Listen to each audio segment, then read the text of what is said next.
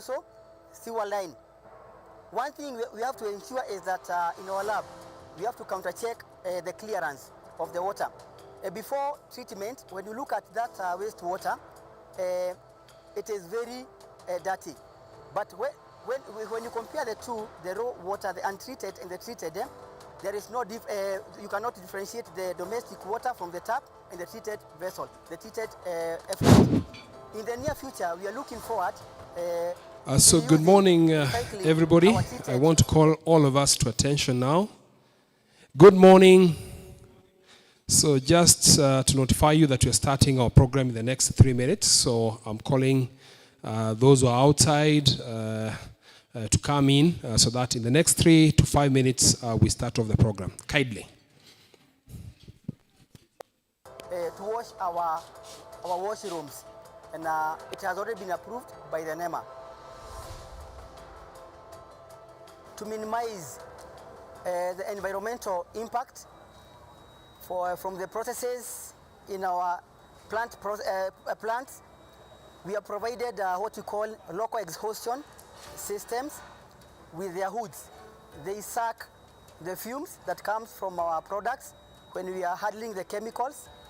We have actually installed in these extractors what we call activated carbon filters to make sure that the fumes that are coming from our products, they don't actually contaminate the environment. So they are filtered through the carbon filter that we've installed in our local exhaustion extractors. We've also provided some cyclones that you can see up there moving, circulating.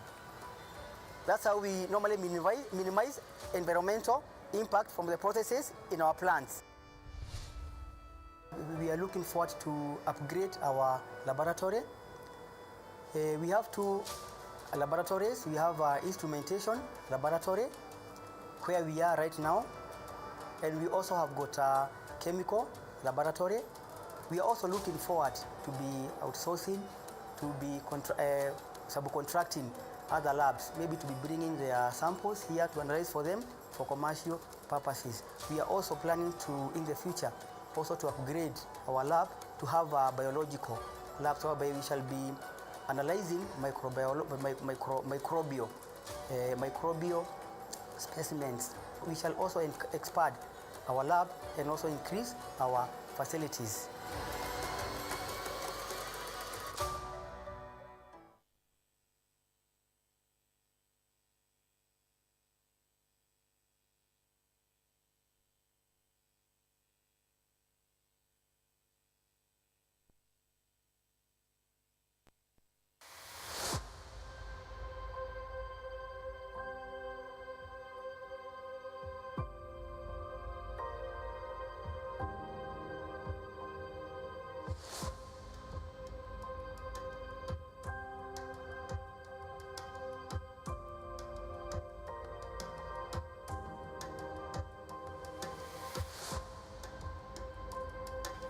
So good morning, everybody. Good morning. All protocols observed. We are at a point that we want now to start our program of the day towards the launch of Responsible Care Kenya, a great milestone that we are going to achieve today after a number of months, if not years, of setting the stage for this. So my name is Job Wanjohi. I'm the head of policy research and advocacy at Kenya Association of Manufacturers, and I'm going to be moderating the session. And I have said today is a very important day whereby we are looking at Responsible Care Kenya, a very important milestone for the chemical sector. Not only those who are making the chemical, those who are transporting the chemical, those who are consuming the chemical, those who are disposing the chemical. You find all of them are going to be integral partners in this journey that we're embarking on today. So, karibuni sana, all of you. You are very important stakeholders from all the corners of the country and the world that you have come from. And as we run this, we have hashtags that we are running in our social media handles.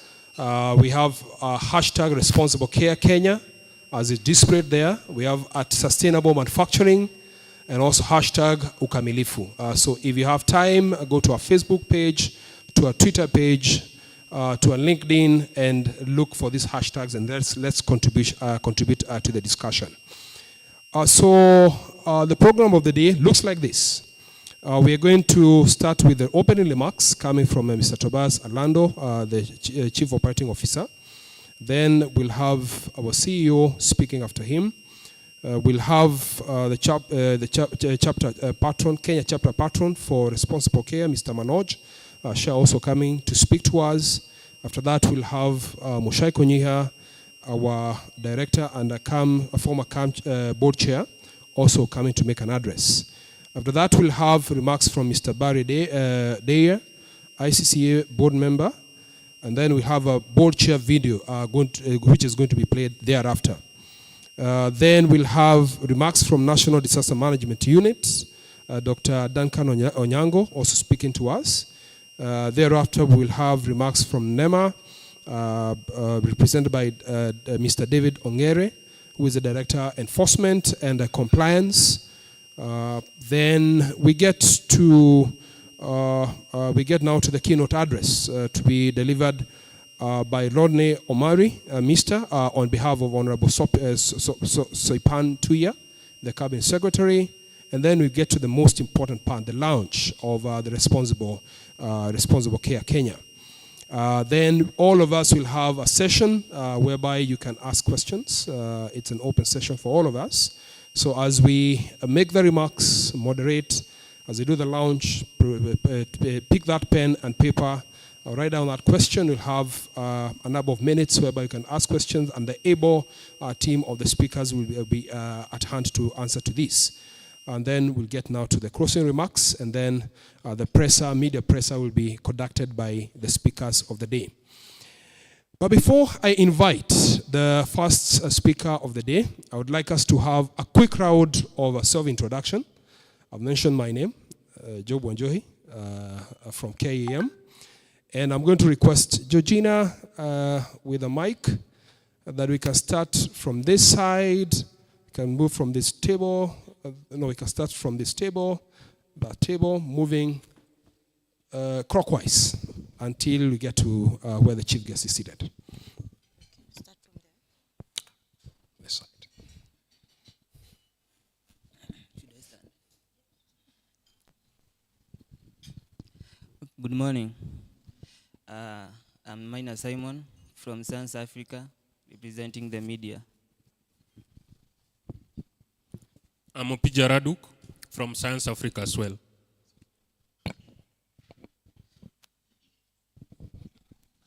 Good morning, my name is Ankit, I'm from Osho Chemicals. Morning, Gunjal Karania from Osho. Good morning, my name is Tracy from CAM Industries.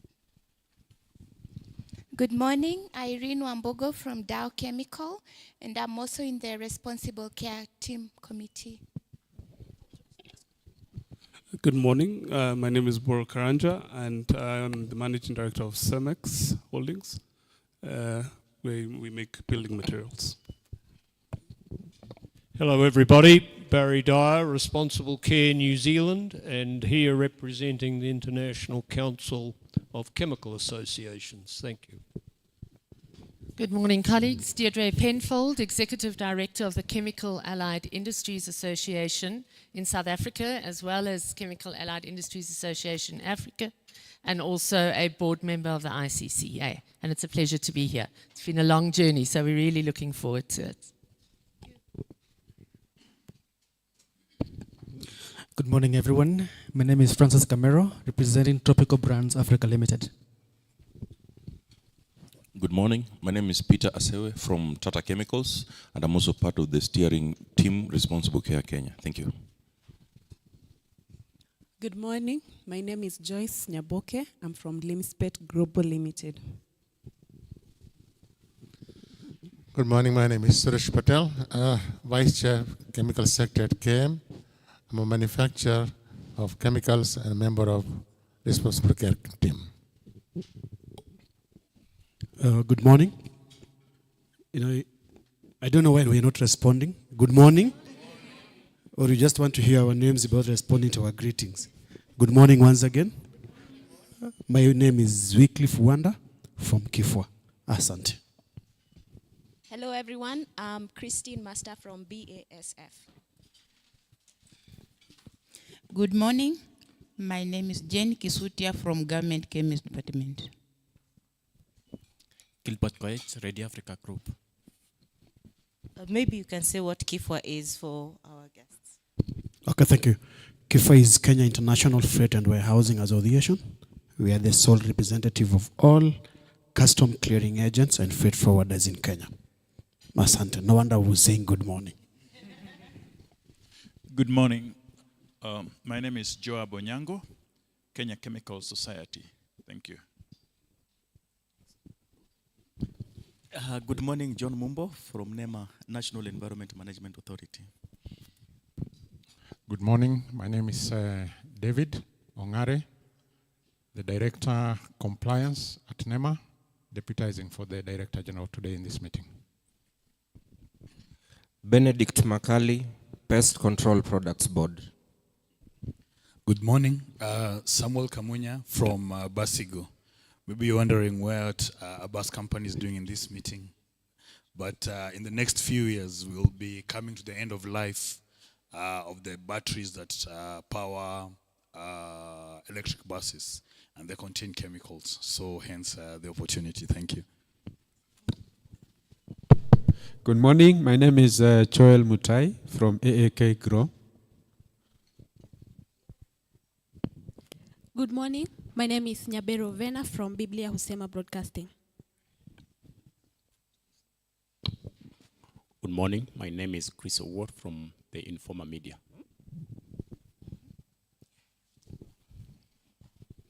Morning, everyone. Leonard Kareko from Dow Chemical East Africa. Good morning. My name is Enoch Felix in Resins Limited.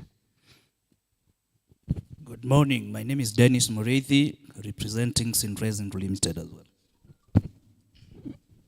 Good morning, everyone. My name is Rajit Shah, representing ZPRC Consulting Limited. All right. Good morning. My name is Lawrence Jenga. I'm the head of corporate communications at CAM. Good morning. My name is Jackson Wambua. I'm the manager for sectors at KM. And I think we got someone. Okay. Okay. Good morning, everyone. And my name is Georgina Ashuka from Kenya Association of Manufacturers. Good morning. I'm Duncan Ochieng, the Director, National Disaster Management Unit, Ministry of Interior and National Administration. Thank you. Good morning. Eric Kimungui from AAK Grow, which is a membership organization of pest control products importers, manufacturers, and displays. Thank you.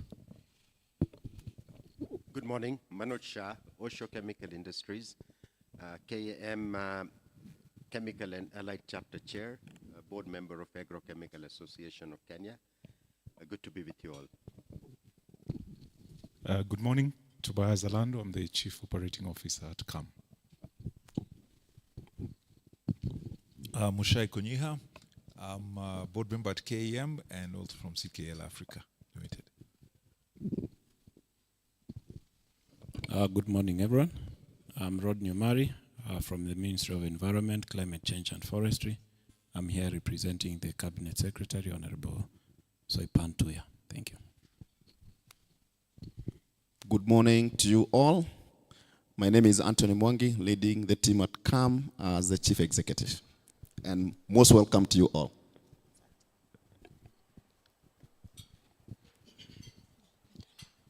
Yeah, thank you so much for that round of introduction.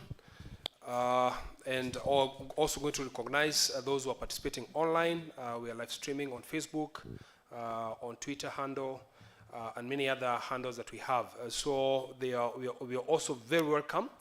You don't have a chance to introduce yourself because you don't have a mic on your side. But at this point now, I would like now to introduce, to welcome Mr. Tobias Alando, the Chief Operating Officer at KAM, to make some welcoming remarks, setting the scene for the Responsible Care Kenya. Thank you, Job. Good morning, ladies and gentlemen. I wanted to take us through the journey of how this began, where we started.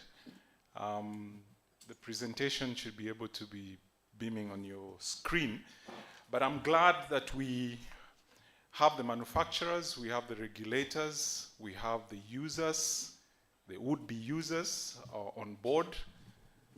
We have the media to communicate what responsible care is. And the Association of Manufacturers is taking lead as a responsible organization. And we are also glad to have the leaders within the sector that we are talking about, which is the chemical sector.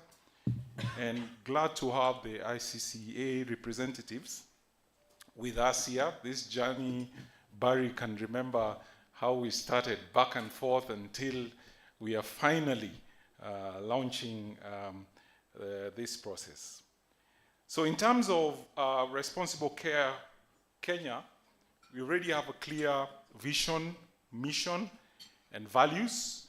We'll not go into details, but that's just to show you that this is now a setup that is ready and geared to go to be the leading responsible care institution in Eastern Africa. That is our vision.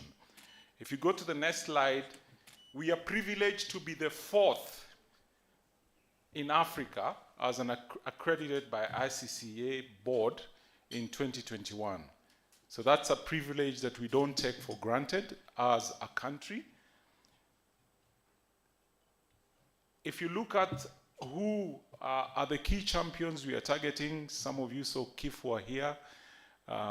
They handle cargo, freight forwarding. They are quite responsible. So we are targeting the manufacturers and the BMOs. We are targeting the transporters, the retailers, the importers, storage and distributors, and those in the waste management. Of course, the policy makers are also involved. That is why we have key government agencies that are involved in this conversation. Next slide. So in terms of the structure of the responsible care, this is how it is designed. So we have Kenya Association of Manufacturers as the lead BMO that is housing the responsible care in this country. And then there's an advisory committee that guides the conversations around it. So we'll have a secretariat. The steering committee members are here who have been guiding and will continue guiding the conversation. And then out of that, we'll draw a membership, resource management, various working committees within various subsectors, and then the monitoring and evaluation. The milestones, so far, what have we done? So KM was identified as the host of the responsible care. We are based in Westlands, just opposite Westgate, a physical office. And we have a designated officers. Georgina is here as a designated officer with the rest of key unit heads supporting this work. We did the registration of the Responsible Care logo. We registered the Responsible Care Kenya as a local RC organization. So all the registration, legal processes, everything is done. We've established several subcommittees. As you saw in the structure, we have about 5 key subcommittees, and we would request you to join the subcommittees and participate actively. One is the audit committee, monitoring and evaluation, awareness campaigns, capacity building, and resource mobilization. So in terms of documentation, so we also have documentation, so it's not just registration, so we have documentation.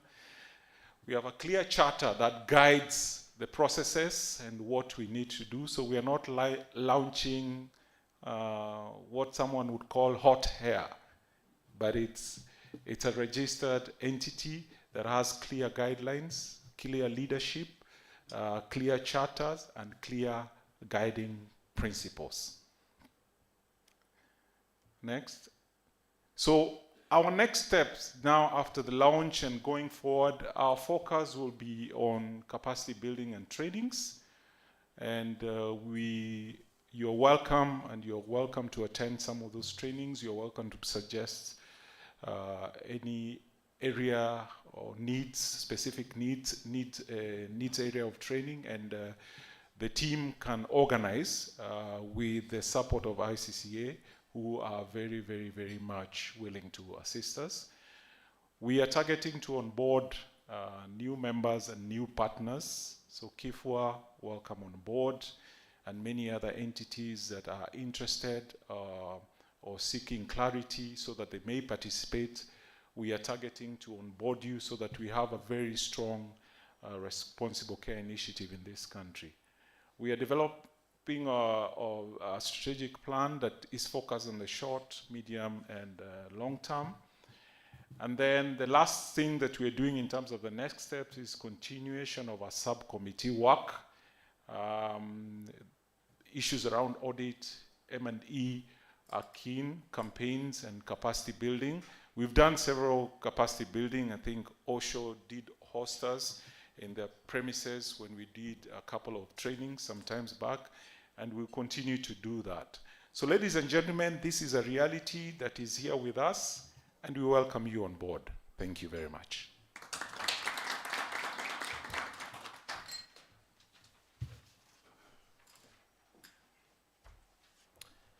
Thanks so much, Tobias, for setting the scene very ably and showing what we have done, the steps, the milestone that we have achieved in terms of the registration of responsible care in the country, and even the committees, the working committees that have been established, and the encouragement that he's passing through, that you are invited to join some of these committees so that we can contribute to this good work. Thanks so much, Tobias. At this point, I want now to invite my CEO, Mr. Anthony Mwangi, to come also and make some opening remarks.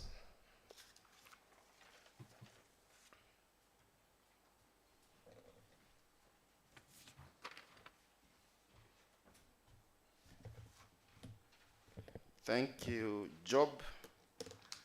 Thank you, Tobias, for setting the scene, and it has been a journey, and we're happy that we're getting into actualizing what you've been doing for a long time with Barry. Before I start, allow me to recognize a few people. Of course, my friend Rodney Omari, representing the CS, and a short story about Rodney. We met many years ago. And at that time, he was a very young officer at the Ministry of ICT.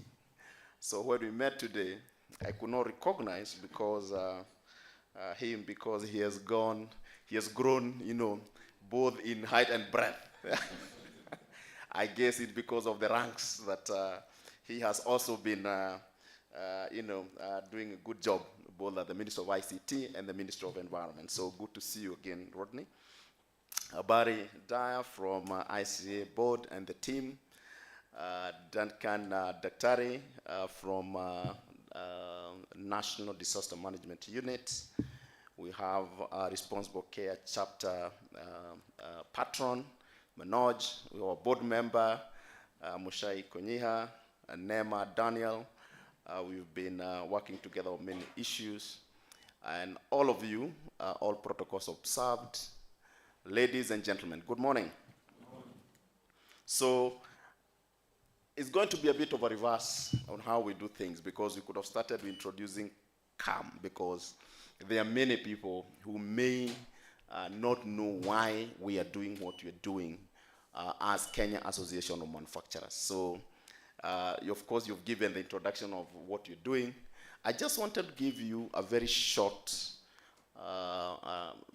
flyover CAM, and you see how this dovetails with our objectives, right?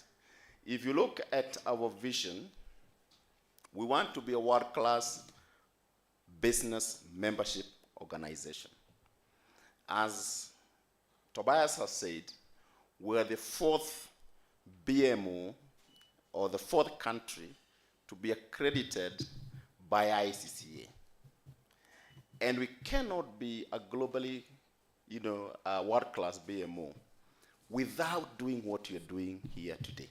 So Barry and the team, you are taking us closer to be a world-class BMO. And for that, we want to thank you, and let's clap for ourselves. Again, our mission is to promote competitiveness. And when we talk about competitiveness, we are talking about global competitiveness. By doing this and making sure that our organizations, our members, are first off the blocks from others in terms of implementing responsible care in use, disposal, transportation, as Job has said, of chemicals, we are again driving towards sustainability and competitiveness. Again, influencing the industrial growth is part of what we are doing today. Let's go to the next one.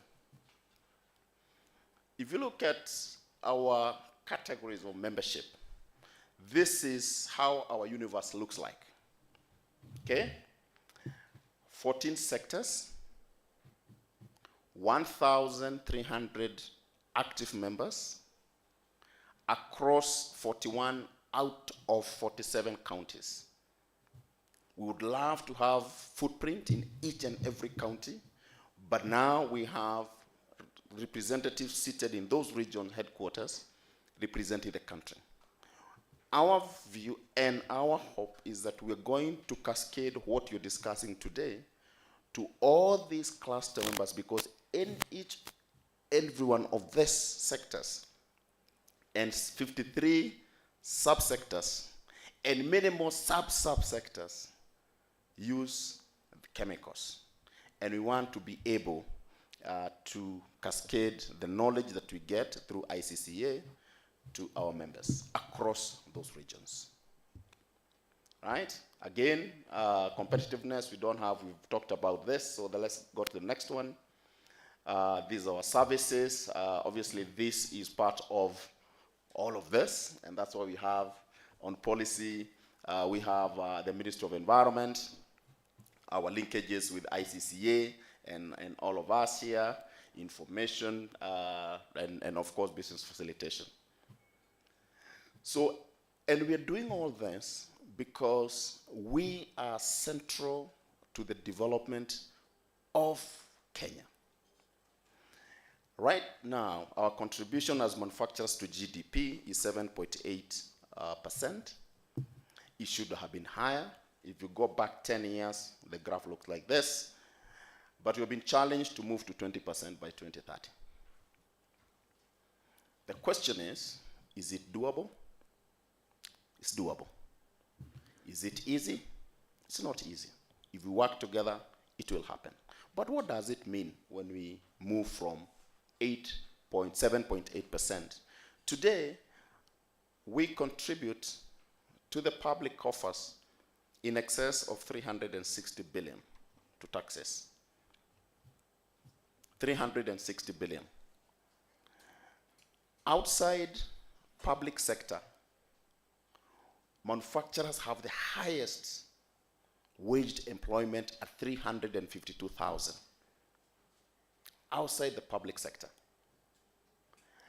Now, if you move to 20%, we move those jobs from 3, because that's 3x growth. Even if you just do a direct correlation,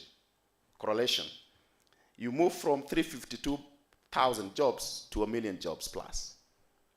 You move from 1 trillion contribution to over 5 trillion.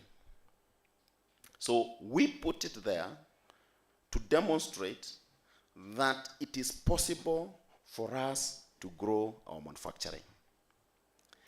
Underneath this, we have 4 pillars. And the pillar number 1 is being globally competitive. And what you're doing today goes to that globally competitive industry. Safety, sustainability, all those things that we're going to be discussing here today goes under that pillar. And then once we fix that, we're able to export. That's why we have another pillar called export-led growth strategy, which now has been adopted by the cabinet as part of the Kenya bottom-up economic transformation model. Export, export, export. As we export, we also develop SMEs to also be able to participate in that export and the growth of industry. But then 30% of our members are in agro, and Kenya is an agricultural-based economy. And we put that aside as agriculture for industry. We are the largest off-takers of the, other than the open market, we are the largest off-takers of commercial, agro-based or the foods that are grown in the country. But in most cases, you found we are seated in our corner as manufacturers, farmers are in a different corner. In the middle, the system is broken. Farmers are crying, manufacturers are crying. As we speak today, if you take only one staple, that is maize, farmers don't have maize, manufacturers don't have the product. It's because sometimes of this broken system.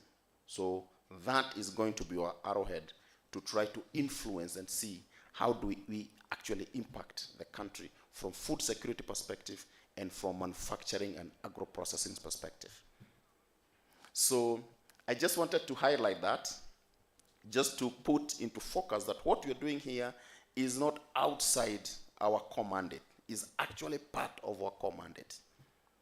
And with that, I want to give up some time. I was given about 20 minutes, but now I'm giving up 10 so that we can be more efficient. So thank you very much. And I hope that this journey that is starting today is going to put us on a different trajectory as a country. Thank you, and have a great day. Thank you so much, Mr. Anthony, for those remarks. And I forgot to tell the participants to clap for the speakers. So we are going to do it twice. For Tobias, who spoke before by my CEO, and then for the CEO. Let's clap for both of them. Thank you so much. You have ably talked about the pillars that you're running with and the responsible care, how it sits on those pillars, export growth, competitiveness of our industries. We're talking about SME development and agriculture for industry, the backward integration that we are going to do. You find there is heavy support that is coming on pest control products and many other products that you use in the agriculture for industry, and responsible care is going to be very integral in supporting this. At this point, I want now to invite Mr. Manoj Shah, who is the chair of Chemical and Allied Sector at Kenya Association of Manufacturers, and also the Responsible Care Kenya chapter patron. Karibu, Manoj. Thank you. Good morning, everybody. Yes, responsible care is a very important and integral part of what we're going to do. And my apologies, I observe all the protocols. And yes, you heard from Tobias and Anthony what this means. Tobias, thank you very much for a very elaborate presentation in terms of where we started and where we are today. I thank specifically Georgina, who's taken quite an active and a passionate role in terms of managing this. My Vice Chair Suresh, who has also been quite involving in this. It all started a couple of years ago when we actually bumped into Barry in one of the events at Nairobi Safari Club.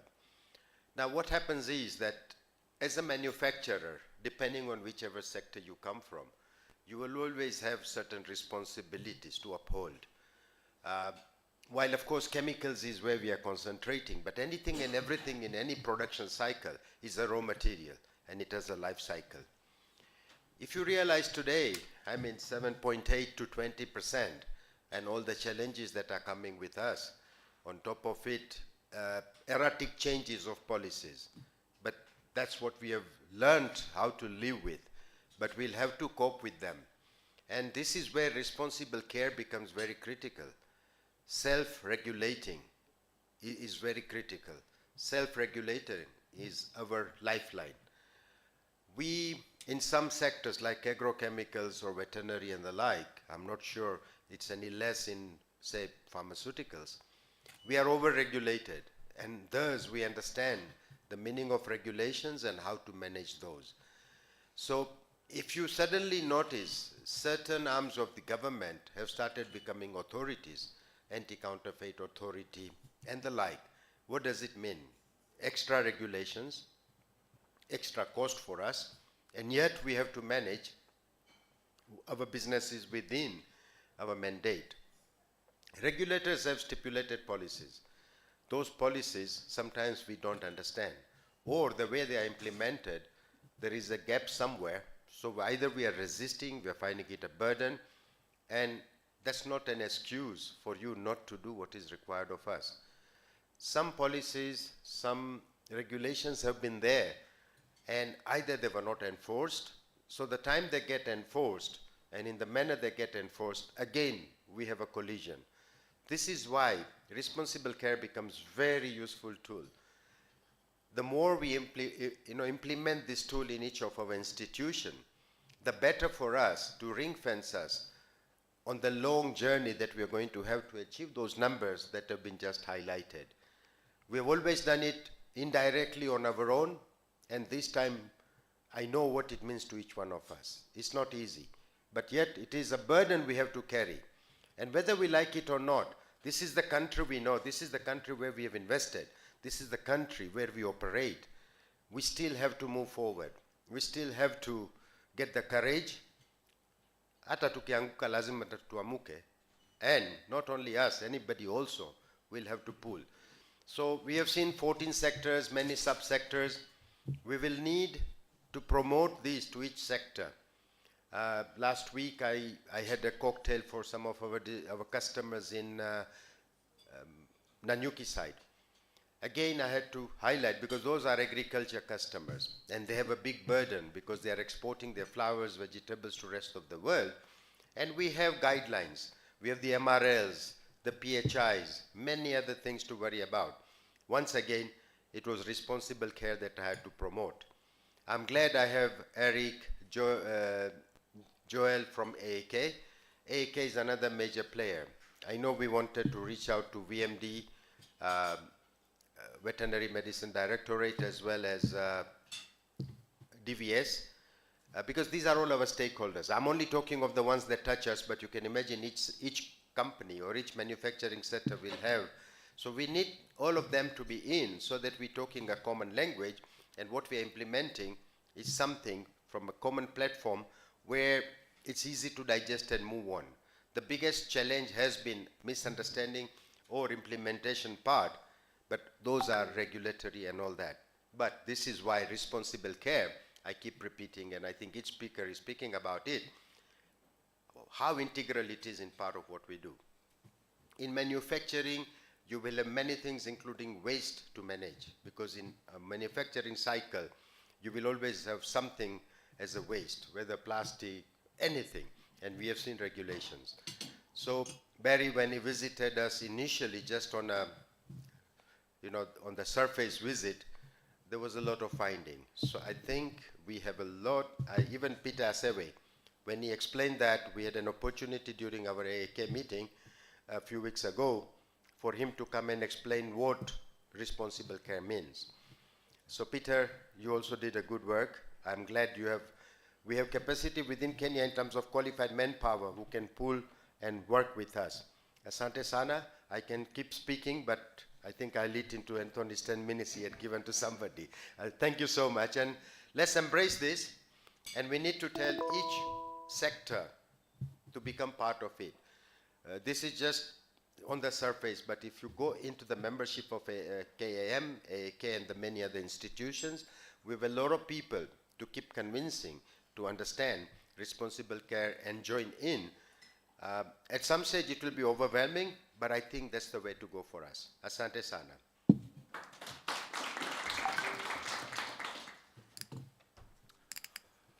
Thanks, Manoj, for ably elaborating on the nexus between some of the sustainable development goals that we are running with. For instance, when you talk about the wastage management and the responsible care, that is responsible goal number 12 on responsible production and consumption. When we talk about the protection of land, life on land, life in the sea, and many other sustainable development goals that you have really alluded in your conversation. And thanks so much also for the support that we have been given, the leadership that we are given for the number of years towards the launch, towards or the establishment of the responsible care in the country through the hosting of Kenya Association of Manufacturers.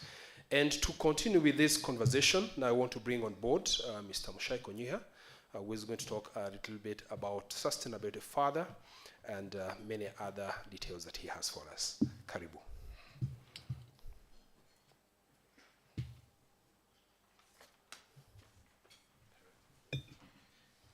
Thank you, Job, and good morning, everyone. Yeah, I'll take on the protocols that had been observed earlier. First, bring you greetings from our chairman, Rajan Shah, who was not able to be with us, and also the chairman of the Environment and Sustainability Committee, Martin Ochieng. Speaking on behalf of the board, I'm actually an exiting member of the board as the former chair. So I'm a non-executive, what do you call it? IPC. I just have a position on the board, but on my way out. But just to tell you that from the board perspective, we do take care of, sustainability, environment is a big thing. So we even have a committee that is focused on that because it is not just a local issue, but a global issue that, as we all understand, it has become for all of us. Personally, it's an interest for me also because I run a business that is similar to Manoj in agriculture. We sell and deal in chemicals that people use, so this becomes also an interest for our business. That is, it is real. But I also remember, I think Manoj and Georgina, a couple of years ago, we sat down when we were saying, should we host responsible care? That's when I was chair at KEM. So I'm also interested to see that we actually got there in the end. We were there at the beginning, starting like, yes, let's follow this up. So happy to see that we've actually reached the end of this journey. Two things I just thought to mention, as others have talked about different things. But one is our solidarity around these issues of sustainability. Neil deGrasse Tyson, who's an American physicist, says we are kind of scientifically, we are all united anyway. It's not about us. We can't debate it. We are connected biologically with each other. We are connected chemically with the earth. And we are connected atomically with the universe. Right? The universe is made of the same atoms as us. We are just stardust from the past. So we are part of this world, and we are not going to be able to escape from it. And the chemicals we use are part of it. So we have found ways of mixing them, putting them together so that they are useful for us. And that usefulness is very important for all of us. From the soap that we used this morning to what I tell people about is I remember my grandmother. So I managed to see people who were born actually in the 19th century. So my grandmother was born in 1890 something. They didn't have records. But the poor woman, by the time she died in 86, had probably, 3 or 4 teeth. Okay, that's all she had in her mouth. And I just, fear to think about what went for dental care when she was young. Okay, I don't know what they did, what they called a dentist then. And whatever the pain and suffering they must have gone through just to get there. Today, you and I can go to the dentist and feel almost nothing. Yeah, In fact, I'm waiting for them to invent a quiet drill. Then it will be perfect, isn't it? When we won't even hear anything, right? But that is all science. That is all chemistry. It's all chemicals that have been invented and used and so on. So they are very useful for us, and they're important. I think you mentioned even for our growth, all industries, whether we talk about steel, we talk about timber, we talk about textiles, we are all using chemicals one way or another. But we are also aware of the challenges that all these chemicals bring to us.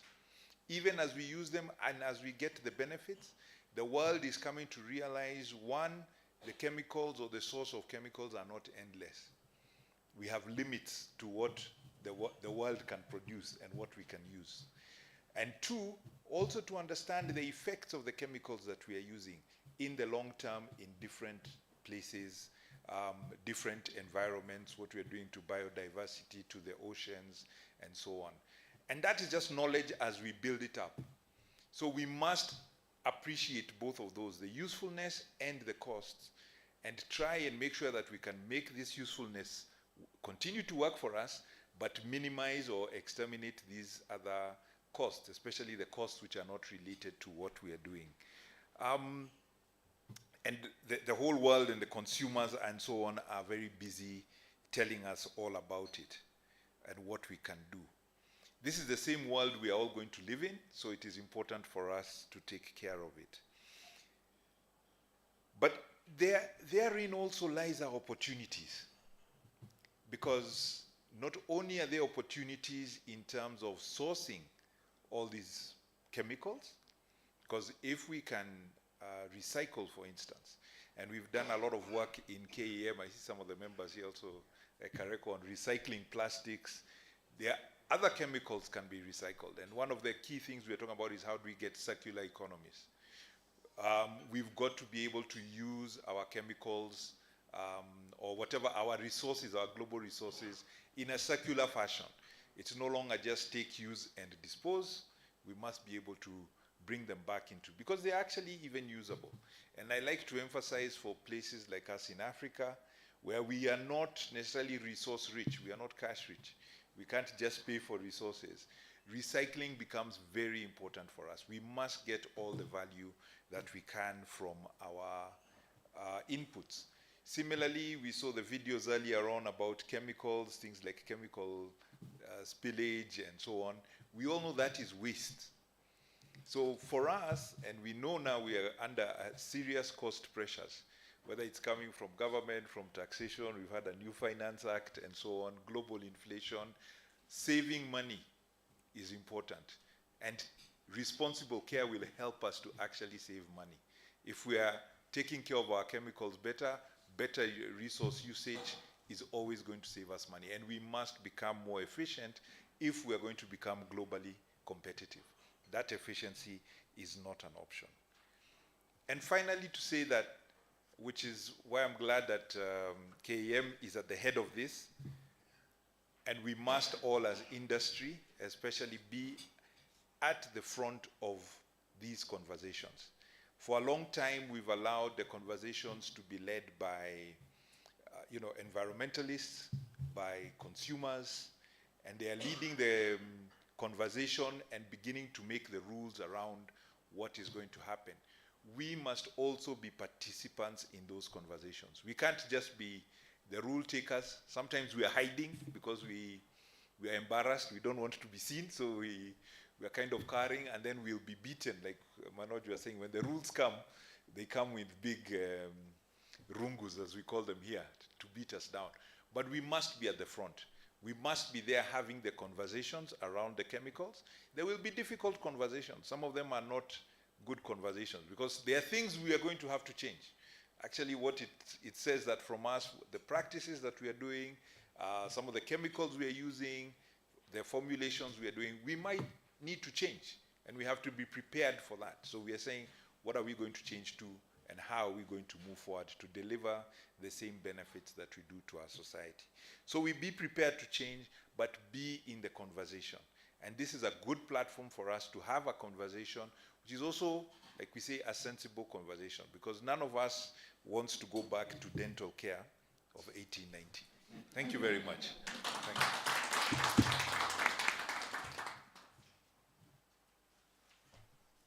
Well elaborated, and the quotation he made at the beginning about, I think I'll go to him to so that I get the writing right on atomic and whatnot. Thanks so much, Mr. Mushai. Well elaborated, and reminding us that responsible care sits squarely on reduction on our cost of production. We may be every day talking about, how it has become very hard to do production in the country. But when we implement this, it sits on reducing the cost of production for the manufacturers. For the transporters, the same. You find the premiums from insurance companies. If you transport safely, they're going to reduce. So if you open up this ecosystem and see the cost factors that are going to be driven down by the responsible care, there are very many. So quite integral to follow the principles, the guiding principles that come with this. Thanks so much for that address. At this point, and well guided, we're going to play a video for the ICCA board chair before I invite Mr. Barry Adair to come and also make some remarks. ICCA stands for International Council of Chemical Association, for those who don't know. Yeah, so we are going to have a recorded video being played, and then after that, by default, Mr. Barry Adair will come and make an address to us. Media team, carry on. My name is Jeff Kovacs, and I am chair of the International Council of Chemical Associations Responsible Care Leadership Group. I would like to extend my gratitude to Anthony Mwingi, Chief Executive of the Kenya Association of Manufacturers, for inviting me to participate in this auspicious event, formally launching Responsible Care in Kenya. I do regret not being able to be with y'all in person, but am delighted that Barry Dyer, Chief Executive of Responsible Care New Zealand, is with you today. It is an honor to welcome Responsible Care Kenya into the global Responsible Care family of associations, representing nearly 70 countries around the globe. RCLG associations provide leadership and support to companies who want to safely produce, transport, and use the chemical products needed to sustain and enhance our quality of life. We are grateful for the dedicated Responsible Care Steering Committee, led by Georgina Wachuka, and includes the Ministry of Environment and Forestry, the Kenya Chemical Society, and leading local and multinational companies, which has supported Responsible Care Kenya throughout this journey to achieve membership in the Responsible Care Leadership Group. As you know, chemistry is foundational to everything around us, and chemical products are part of our daily life. Chemistry plays an essential role in helping to address and overcome our most pressing sustainability challenges. The products of chemistry are critical to providing clean drinking water and safe and adequate food supply for people around the world. They can support a more circular economy whereby resources and materials are continuously recycled to eliminate waste while creating value for all. Chemicals are helping to improve energy efficiency in today's modern transportation vehicles and buildings to contribute to climate change goals. But it's not just the products of chemistry that are contributing to a more sustainable world. We are also focusing on our operations. It is our common responsibility to safeguard and protect the people who work in our facilities, the citizens that live in the communities where we operate, and our planet that we share with more than 7 billion people. Responsible Care is a voluntary initiative, and it started with people like you and me sitting down together and deciding we want to improve safe management of chemicals and achieve excellence in environmental, health, safety, and security performance within our own operations, and then share what we know. Responsible Care began in Canada in 1985, and today is practiced in nearly 70 economies around the world. Responsible Care is also the foundation of the chemical industry's commitment to the United Nations 17 Sustainable Development Goals. While responsible care is a global initiative, the chemical industry is regulated by a range of national laws and regulations that address product safety and facility safety. National associations work with their member companies to implement chemical safety initiatives most effective in their respective regions, focusing on what is important and makes sense for you in Kenya. The Responsible Care Global Charter sets forth the vision that guides participating associations around 6 core principles. First, enabling a corporate leadership culture that proactively supports safe chemicals management. Every one of us, from facility employees to the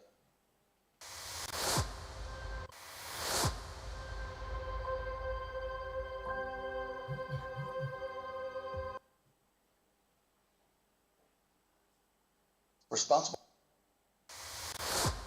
severity in case it happens from this. Do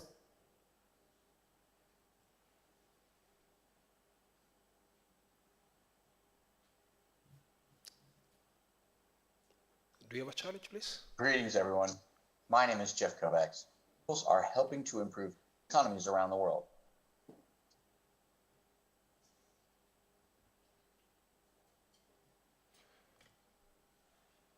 That's okay now? Okay. Thanks so much for the video that has been played. You can see that we are united as far as the thinking around responsible care and chemical management is concerned. The addresses that have been made here before, you can see they're quite resonating with what Mr. Jeffrey is talking about. And we're going to cut the video short. I don't know whether that's the advice I'm getting from the media team. Kindly, we can get to the next speaker. Okay, thanks so much.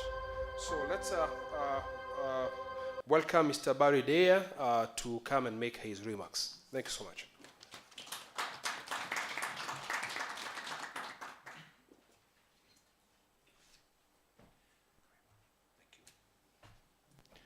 Well, hello again, everybody. For those of you I haven't yet had the pleasure of meeting, I'm Barry Daya. Apart from my other sins, I am leading the International Council of Chemical Associations capacity building program, where our aim is to bring safe chemical management to the world. In addition, together with my colleague Deidre from the South African Association, we organise the African Task Force, an impressive sounding title for something that is really quite simple, to identify countries that wish to implement the Responsible Care Initiative, and having decided to do so, help them achieve the goal of a successful implementation program to ensure their chemical inventories are safely managed. Let's be in no doubt, all chemicals are hazardous. The chemicals we rely on to sustain and maintain our quality of life are dangerous if they are misused and abused.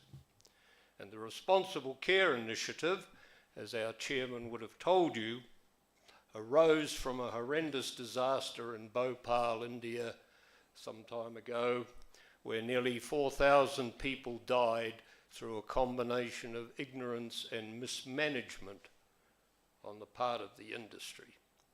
The response was a safety, health and environmental initiative successfully used in Canada at the plant level, which was then expanded into a national program for safety, health and environmental protection, with the emphasis on safe chemical management. And that's where we are today. I would like to focus my few remarks on really the value-added aspect of you and your Responsible Care Kenya Association. But before doing so, the concept of responsible care has been well addressed by the previous speakers, and I thank them for their kind remarks. You have come on a journey where you have now reached the start line. Responsible care has no end point, nor does it have right answers. What it does is provide you with the opportunity to choose from a variety of product services, ethics aside, to best meet your needs as a country to safely manage your chemical inventory. And there are a couple of acronyms that have been bandied about, and we'll get those out of the way first. The first one is SME. Everybody has a definition for a small to medium enterprise. In my country, we don't use the term SME to define the size of a company, the strength of a company. We use it to define any sized company or organisation that does not have the required in-house expertise to manage their chemical inventory. So we're talking the broad spectrum of business, from manufacturing and importing through to distribution, through to retail, and finally end use. My own association reflects that wide choice of operators and participants who have signed on to responsible care to meet their due responsibility to look after their people, their customers, and the environment. If I had to encapsulate responsible care in a simple phrase, it is no harm to people or the environment as a result of our products and activities. And how you do that is entirely up to you. Now, there are a number of benefits that arise from being the host organisation for responsible care, but there are also responsibilities. And I'm delighted that KAM has taken on this not insignificant task over several years to achieve the goal of now hosting Responsible Care Kenya. This provides a number of opportunities, both for KAM, for the members of KAM, and more particularly the opportunity for KAM to provide key advice and expertise to everybody requiring a safe chemical management environment. So, let's start at the top. I am not a great fan of regulation, let me assure you of that. However, everybody needs enabling legislation. So if you have the choice, try and avoid highly prescriptive regulations in favour of setting the goals, establishing broad but appropriate performance standards, and then allow the industry to help determine how to get there. Out of that will come three things. One, best practice. There is rarely a single answer to an even simple question. There are always options. And best practice, usually expressed in industry codes of practice, is a good basis for proceeding. The second criteria is that governments like to legislate, but they're not always as quick off the mark to enforce. So another major responsibility for a responsible care initiative is to help set the standards, ensure they are being met. If they're not, offer the appropriate advice to improve them, and report regularly on the fact that, as far as you are able, your participants are above and beyond mere compliance. In my humble opinion, compliance is simply the start point for best practice. Superior performance is the goal. in a process of continuous improvement. Once you think you've got all the answers ticked off, rub them out and start over, because something will have changed. The third point is to bring into your sphere of influence those who do not yet appreciate the importance of safely managing their chemical inventory. Again, my own association started off as simply a typical manufacturers and importers of chemicals. Today, approximately 50% of my membership are not people you would associate with safe chemical management. Healthcare, for example, the Department of Conservation and their pest eradication programs, partnerships with agrochemical sector, the armed forces, an airline, a railroad, a ferry operation carrying dangerous goods throughout the country. All of those, including schools and universities, were never ever taught the hazards relating to significant quantities of chemicals that they have on their premises. When they found out, they also found it difficult to get appropriate advice and support. And we get back to the cycle then of Responsible Care Kenya being a reliable and respected source of technical advice on the safe management of chemicals. And if you're managing your chemical inventory appropriately, then of course you are making a major contribution to your sustainability goals. Now, a good place to start is in the transport sector, and Kenya is a long-standing signatory to the United Nations model regulations for the transport of dangerous goods, a mandatory obligation, and enforcement does vary somewhat around the world, but fundamentally, if your dangerous goods don't comply, they don't travel.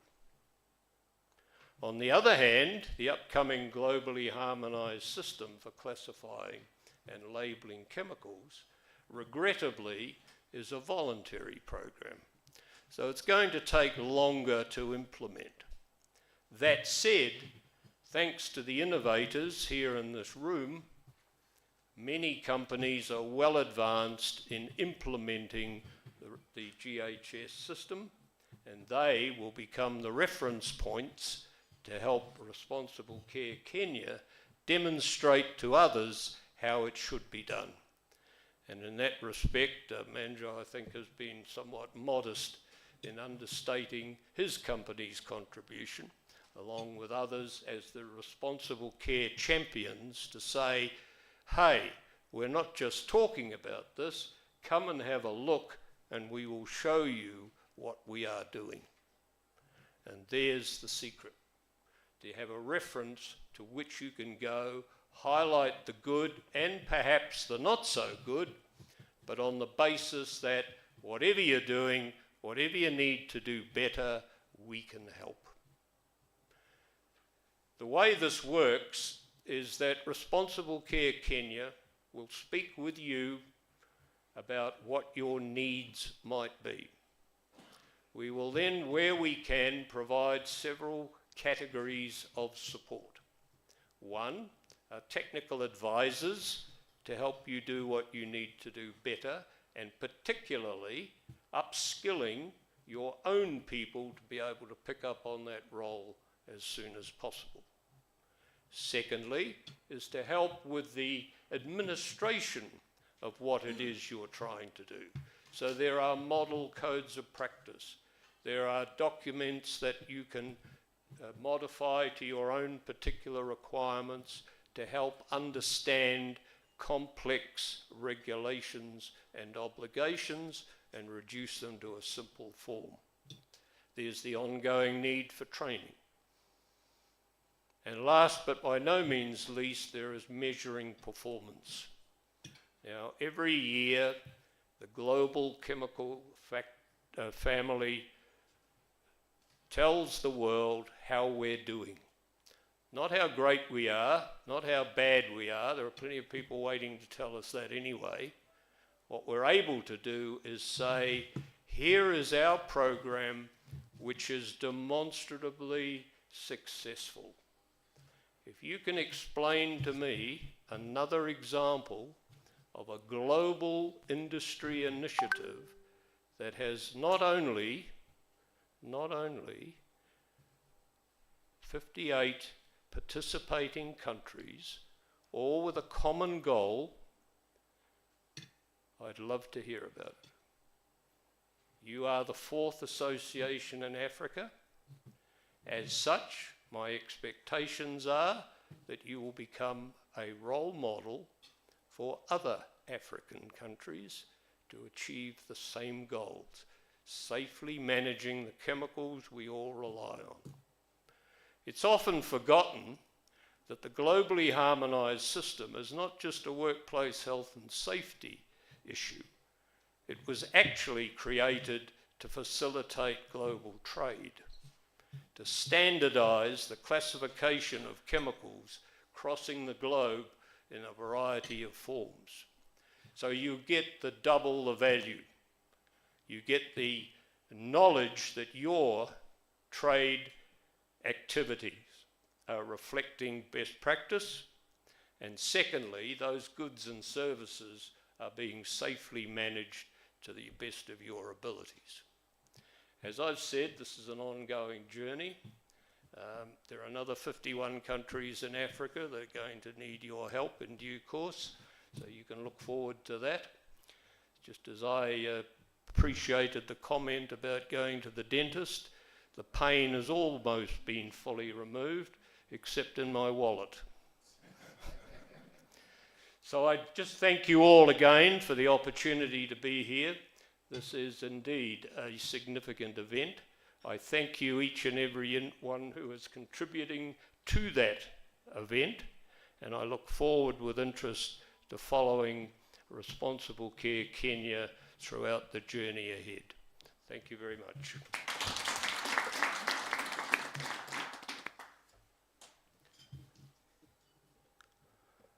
I'm going to give Mr.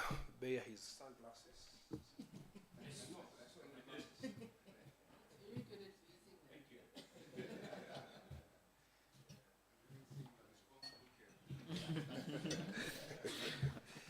Yeah, so various takeaways from his speech. One is that this process should include everyone. We should not have this cutoff, saying that there's high criteria that is you to come, join, because you are responsibly taking care of the chemicals. Let's bring people on board, companies on board, from the value chain and the supply chain, so that they can walk the compliance journey. The other one is on self-compliance. Rather than having, a sledgehammer approach, it's compliance journey, self-compliance, and self-regulation. This is what is going to help us get there. Rather than to say this is the regulation in a country that we are over-regulated. This is the regulation, and this is what we are going to follow. It's a question of convincing the institutions, the individuals, the companies to walk this self-compliance journey and self-regulation, guided by the government through the regulation that will be put in place, but not necessarily walking through, the enforcement by the government, us enforcing ourselves as a private sector. And then he quoted and said that no harm to people, an environment out of our activities is equivalent to responsible care. So let's clap for him. I want to recognize the presence of some guests who have joined us. We have Mr. Gamariel Omondi, Deputy Director Public Health from the Ministry of Health.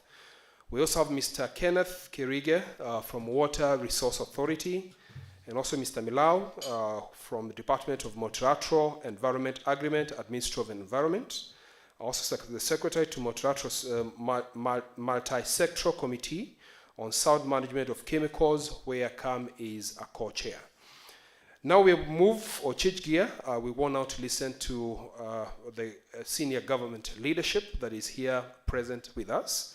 And we start off with Mr. Duncan Onyango Ochieng, who is the Director at National Disaster Management Unit, Ministry of Interior and National Administration. Karibu sana, Daktari.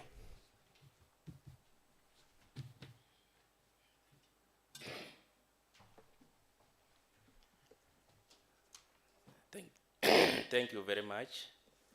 I'm happy to be here today. And I'm very much happy with the principles of the responsible care, one of them being the community awareness and emergency response. This is very key to us. The chief guest, who is representing the Cabinet Secretary, Ministry of Environment and Climate Change, the Chief Executive Officer, Kenya Association of Manufacturers, Mr. Anthony Mwangi, distinguished guests, all protocols observed, ladies and gentlemen, good morning again.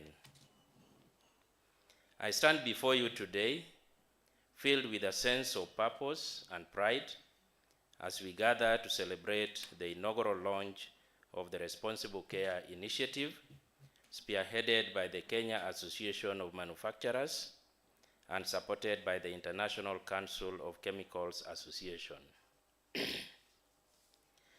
This initiative marks a significant milestone in our collective efforts to ensure the safe management of chemicals used in our day-to-day lives. This initiative underscores our commitment to promoting the conservation of the environment, safeguarding of human health, and advocating for the responsible use and disposal of chemicals. In a world where chemicals have become an integral part of our modern lives, it is our responsibility to ensure that they are managed in a manner that minimizes risk, protects our environment, and uphold the well-being of our communities. The Responsible Care Initiative serves as a guiding light, illuminating our path towards achieving these noble objectives.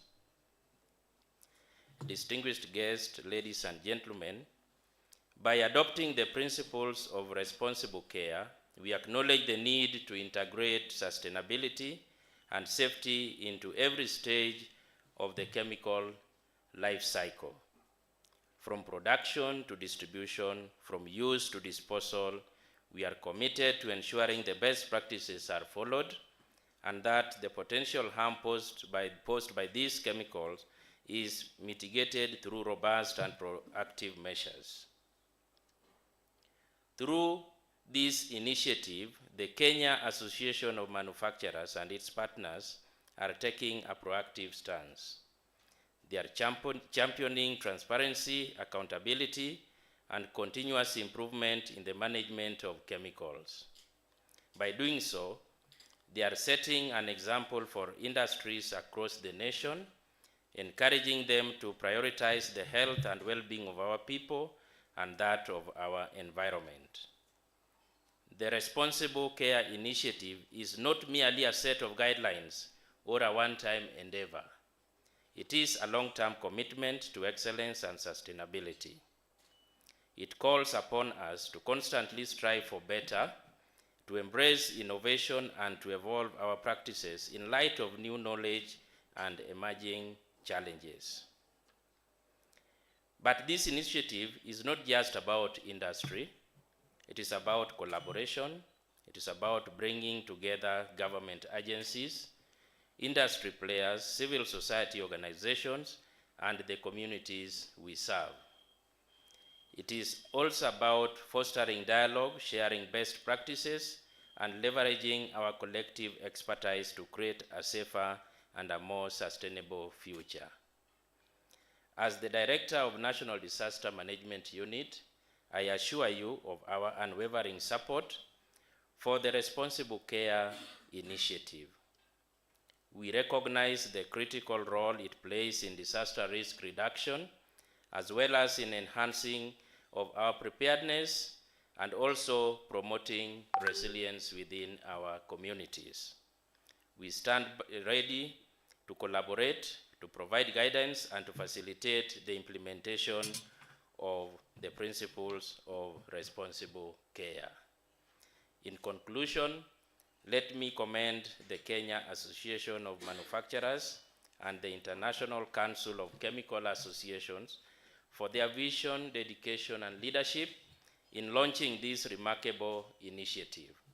Together, let us embrace responsible care, let us strive for excellence, and let us ensure that the management of chemicals in our nation is guided by the highest standards of safety, sustainability, and social responsibility.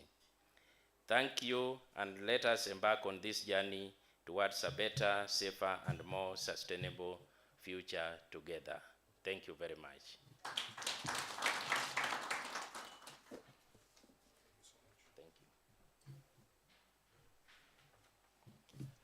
Thank you so much, Daktari, for making remarks and also acknowledging the role of sustainability in the responsible care. Now we switch gear. I want now to invite Mr. David Ongere, who is the Director Enforcement and Compliance at NEMA, to also make remarks on behalf of the board chairman.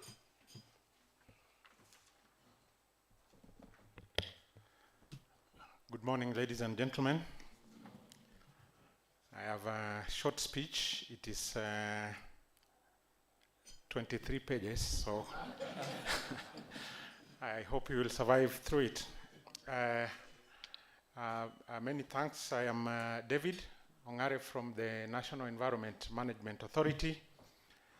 The board chair and both the board chair and the director general are meant to be here, so I think probably I'll be able to represent them, but kindly receive their apologies.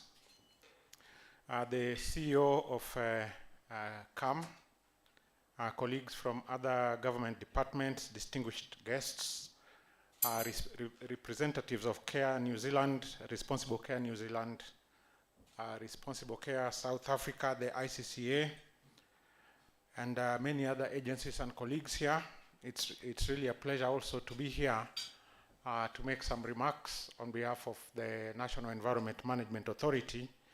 And I'm sure when our PS also speaks, they'll also be probably reiterating this from a higher policy level. Listening to the conversation that started this morning, there was a few comments that I wanted to probably also give my perspectives on.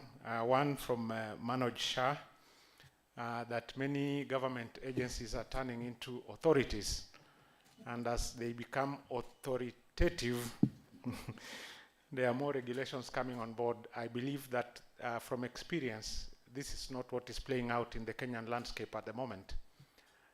We are adopting a more collaborative approach, including this one.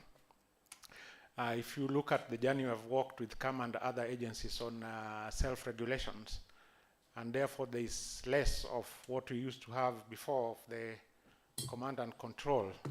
We hold conversations and see what the issues are and how we can improve them together. Also, Responsible Care New Zealand talked about the expertise of government in making regulations. And indeed, that is true, and that's why governments exist. But really, the regulations need to be able to deliver on what the aspirations of the citizenry is, including the manufacturing sector. And therefore, I just need to remind the fact that all the environmental regulations are currently under review, and indeed they have infused comments from many stakeholders, including the manufacturing sector and the Kenya Association of Manufacturers. And therefore, indeed, it's an honor for us to be here when we launch this Responsible Care Kenya initiative here. But we need to keep on really reflecting on this term responsible, what it means in our context, and how do we demonstrate it, and for the common man on the street, of what value is it? We had our cabinet secretary and the permanent secretary yesterday visit with us in NEMA, and this is still the message from the current government, because we must keep on looking at those people or the players we think are at the bottom of the pyramid. All these initiatives must be able to carry them along. Another important issue with regard to this launch is the fact that we are really moving the duty of care, because when we have self-regulation and self-control and standards from an initiative like this, it removes then this responsibility from an institution like ours. And self-regulation really helps and makes movement much easier. We know from the previous speakers that, of course, the chemicals industry plays a significant role in the GDP of this country. But again, the flip side of this conversation is the harm, the potential harm to the environment and also to human health.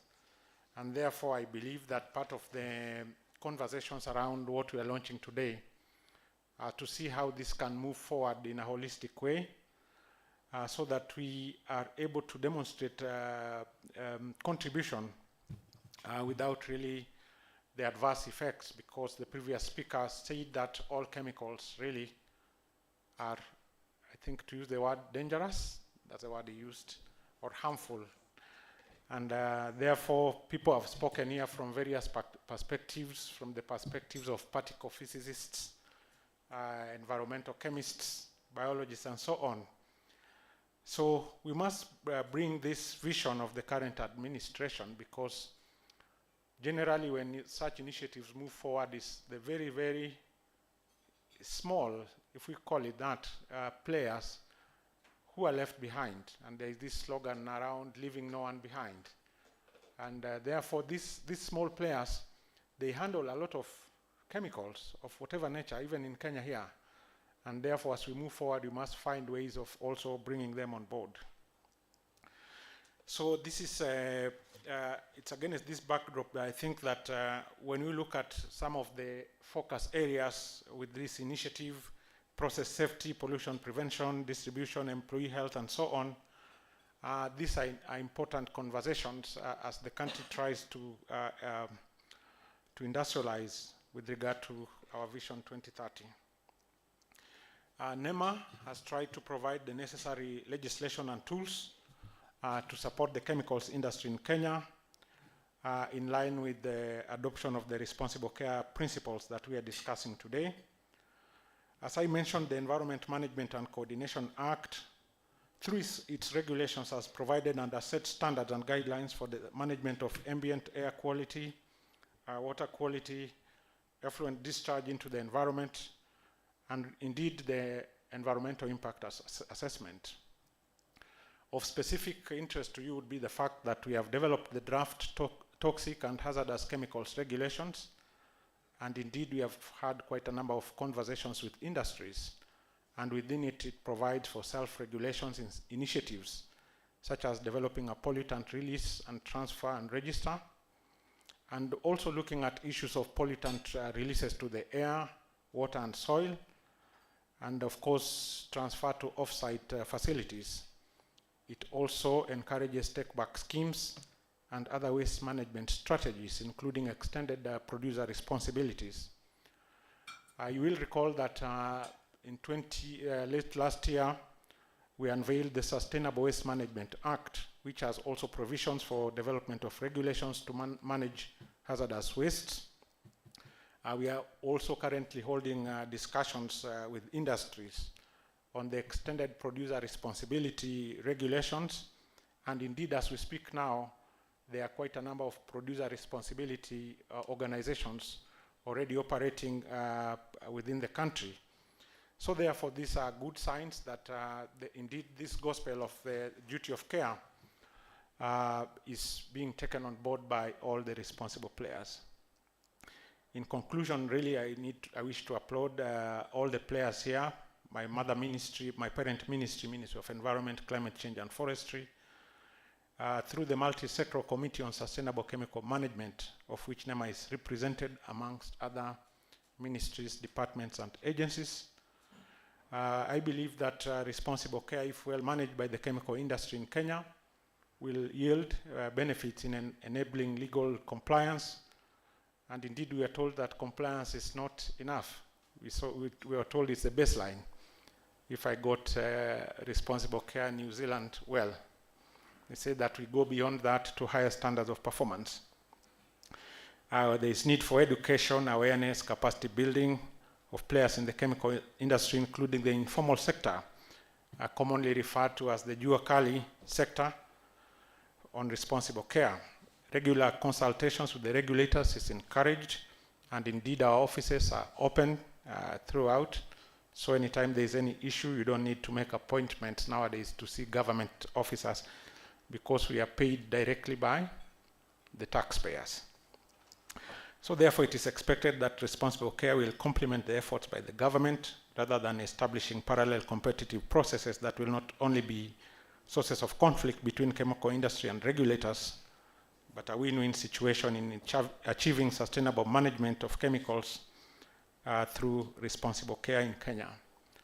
With those few remarks, I really again want to reiterate our congratulations to the Kenya Association of Manufacturers for its leadership role in this and other initiatives, and we value you as a partner.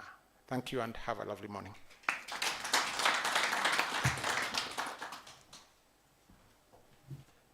Thank you so much. Now we move on to the keynote address that is going to be delivered by Mr. Lodney Omari. This is to remind you of our social media hashtags at Responsible Care, KE, at Sustainable Manufacturing, and at Ukamilifu. And please follow us on Twitter at CAM Kenya, Facebook, Instagram, and YouTube at Kenya Association of Manufacturers. So as I've noted, it's high time now to invite Mr. Lodney Omari to make the remarks on behalf of the Cabinet Secretary, Ministry of Environment and Climate Change, Honorable Soipan Tuya. Karibu sana.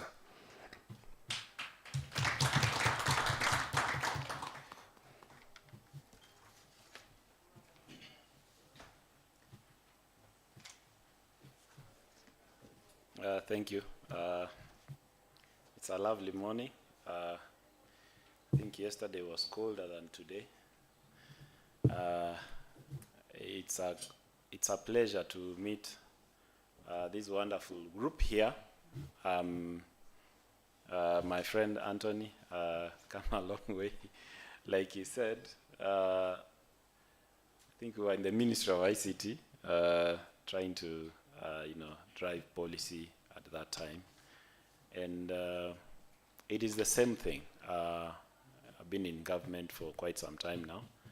And now I'm here representing the Cabinet Secretary, Ministry of Environment, Climate Change and Forestry, Honorable Soipan Tuya, who would have been here, but because of the exigencies of duty, I'm also representing the Principal Secretary, Engineer Festus Ngeno, Ministry of Environment, the same ministry, but the State Department for Environment and Climate Change.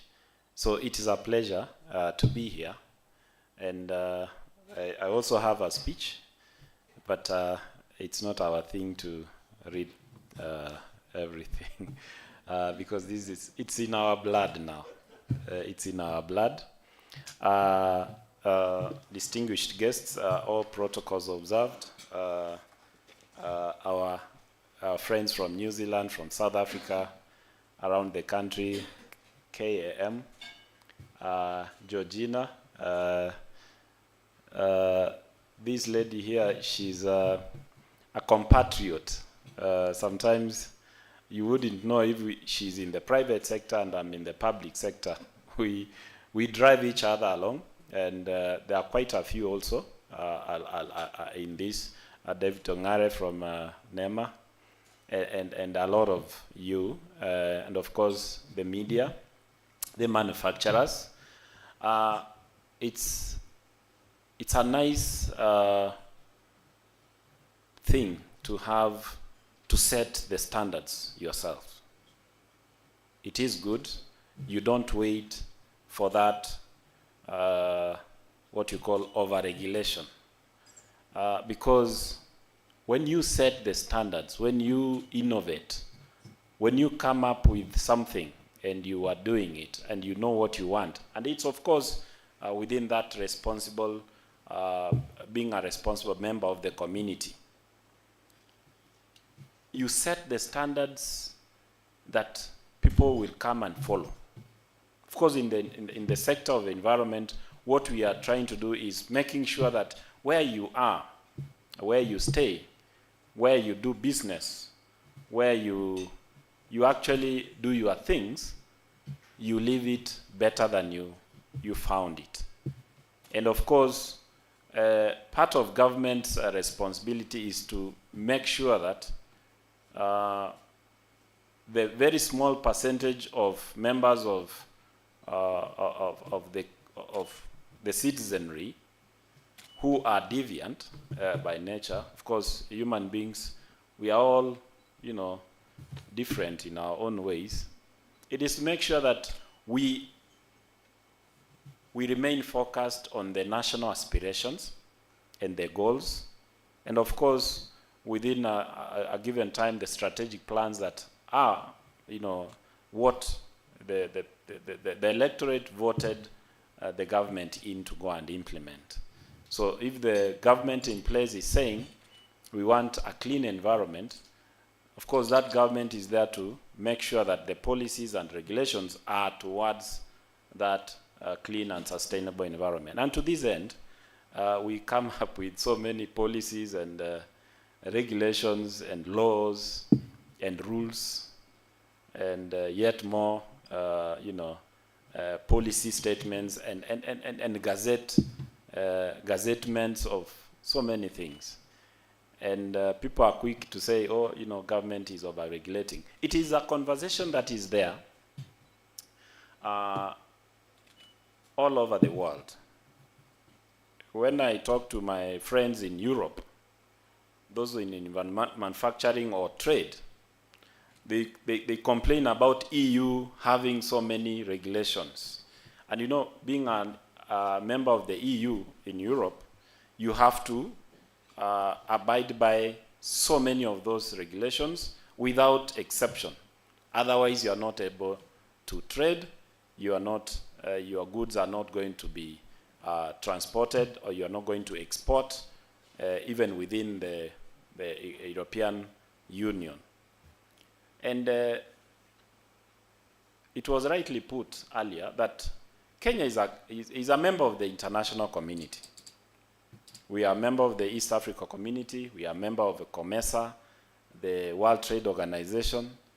And because of that, we need to ensure that our manufacturers, our traders, our producers, of course, meet with the standards that are set in the world.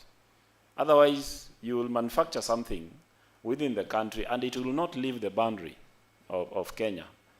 And of course, then you are not contributing to the GDP that my friend said, we want to grow the GDP from 7.8% to 20%. Because if, for instance, you manufacture within a very careless, irresponsible way, even the industry players around you will shun your products. Why are we talking about industry? Just think about just a hotel. If you tell X, whoever ate there last night is hospitalized, will you go there a day later? Will you? It's actually something that is personal, so that to ensure that people have that feeling that you know your thing, you are responsible, and we can do business with you. Because one, even in the international trade, they really care about, do you treat your workers right, them well? Are you employing child labor?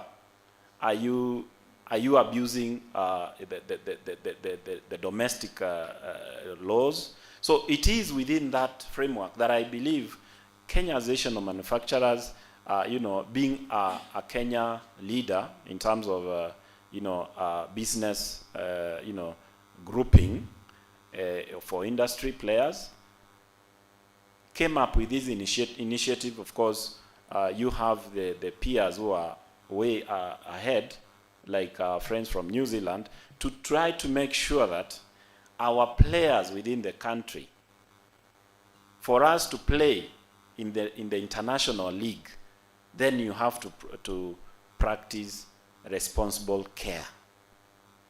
Because that is what good citizens do. And every company, every manufacturer is a citizen of the country. And you take part in so many ways, and especially in giving jobs to our countrymen and women. So it is irresponsible if government left manufacturing, left trade, left production to everyone to do their own thing in their own way. Because at the end of the day, trade will suffer, our foreign income will disappear, because nobody will want to touch anything coming from this country. And that's why we have international standards. That's why we have WTO. That's why we have UNEP, trying to make sure that the world plays by certain rules. But as you've been told rightly, is that it's not just enough to follow the regulations, follow the rules. It is good to set the standards. And what you are doing as responsible care, and the chapter that you are launching today, is that you want to set the goals, and those goals are going to be what the rest follow.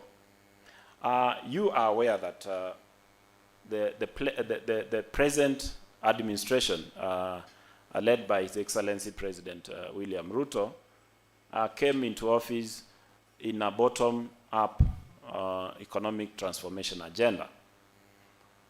How we transform that into our, a practice, in my view, and this is a view of the ministry, is that there are players who are outside the loop.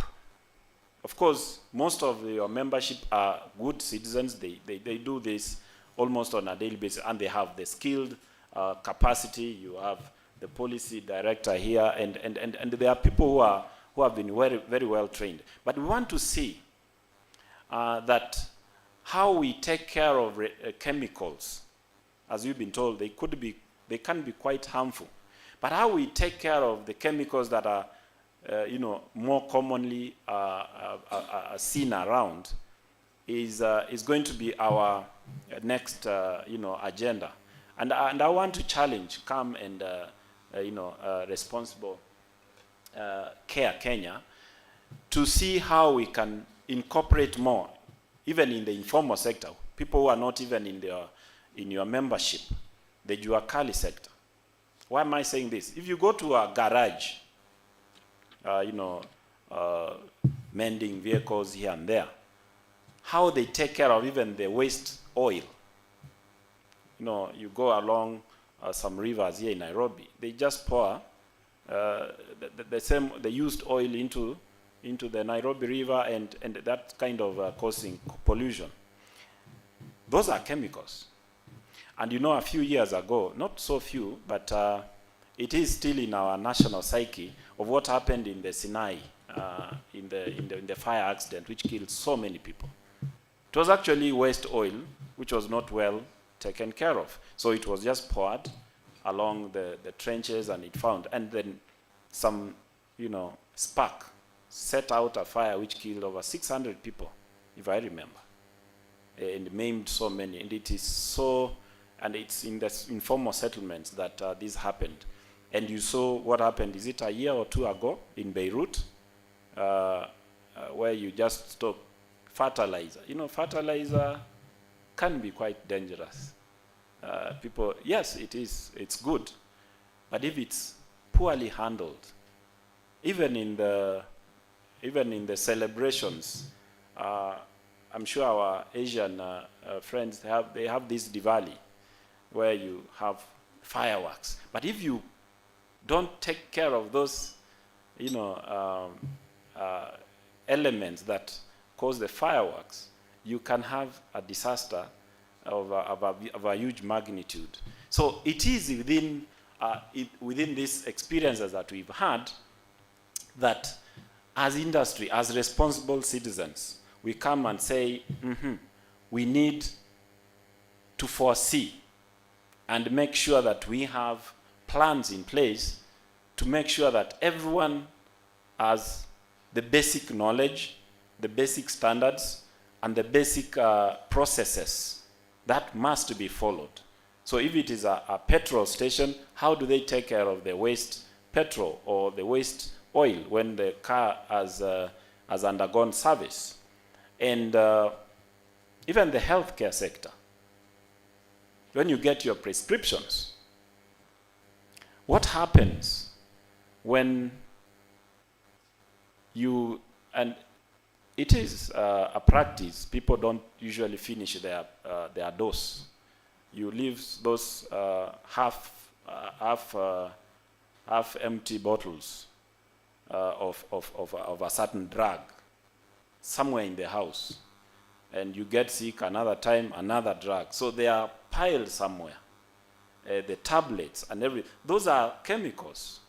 So how do we take care of them? I know there is a law on that, but then how often do we do drives and make sure that your incomplete bottles of drugs are taken back to the chemist, because that's where they're supposed to be, because they have that take back scheme, which I think your players here, we took care of in the the take back scheme is part of the EPR that the extended producer responsibility, for those ones who don't know.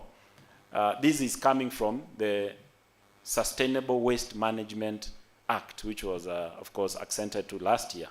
So we have that law, and we are coming up with the extended producer responsibility.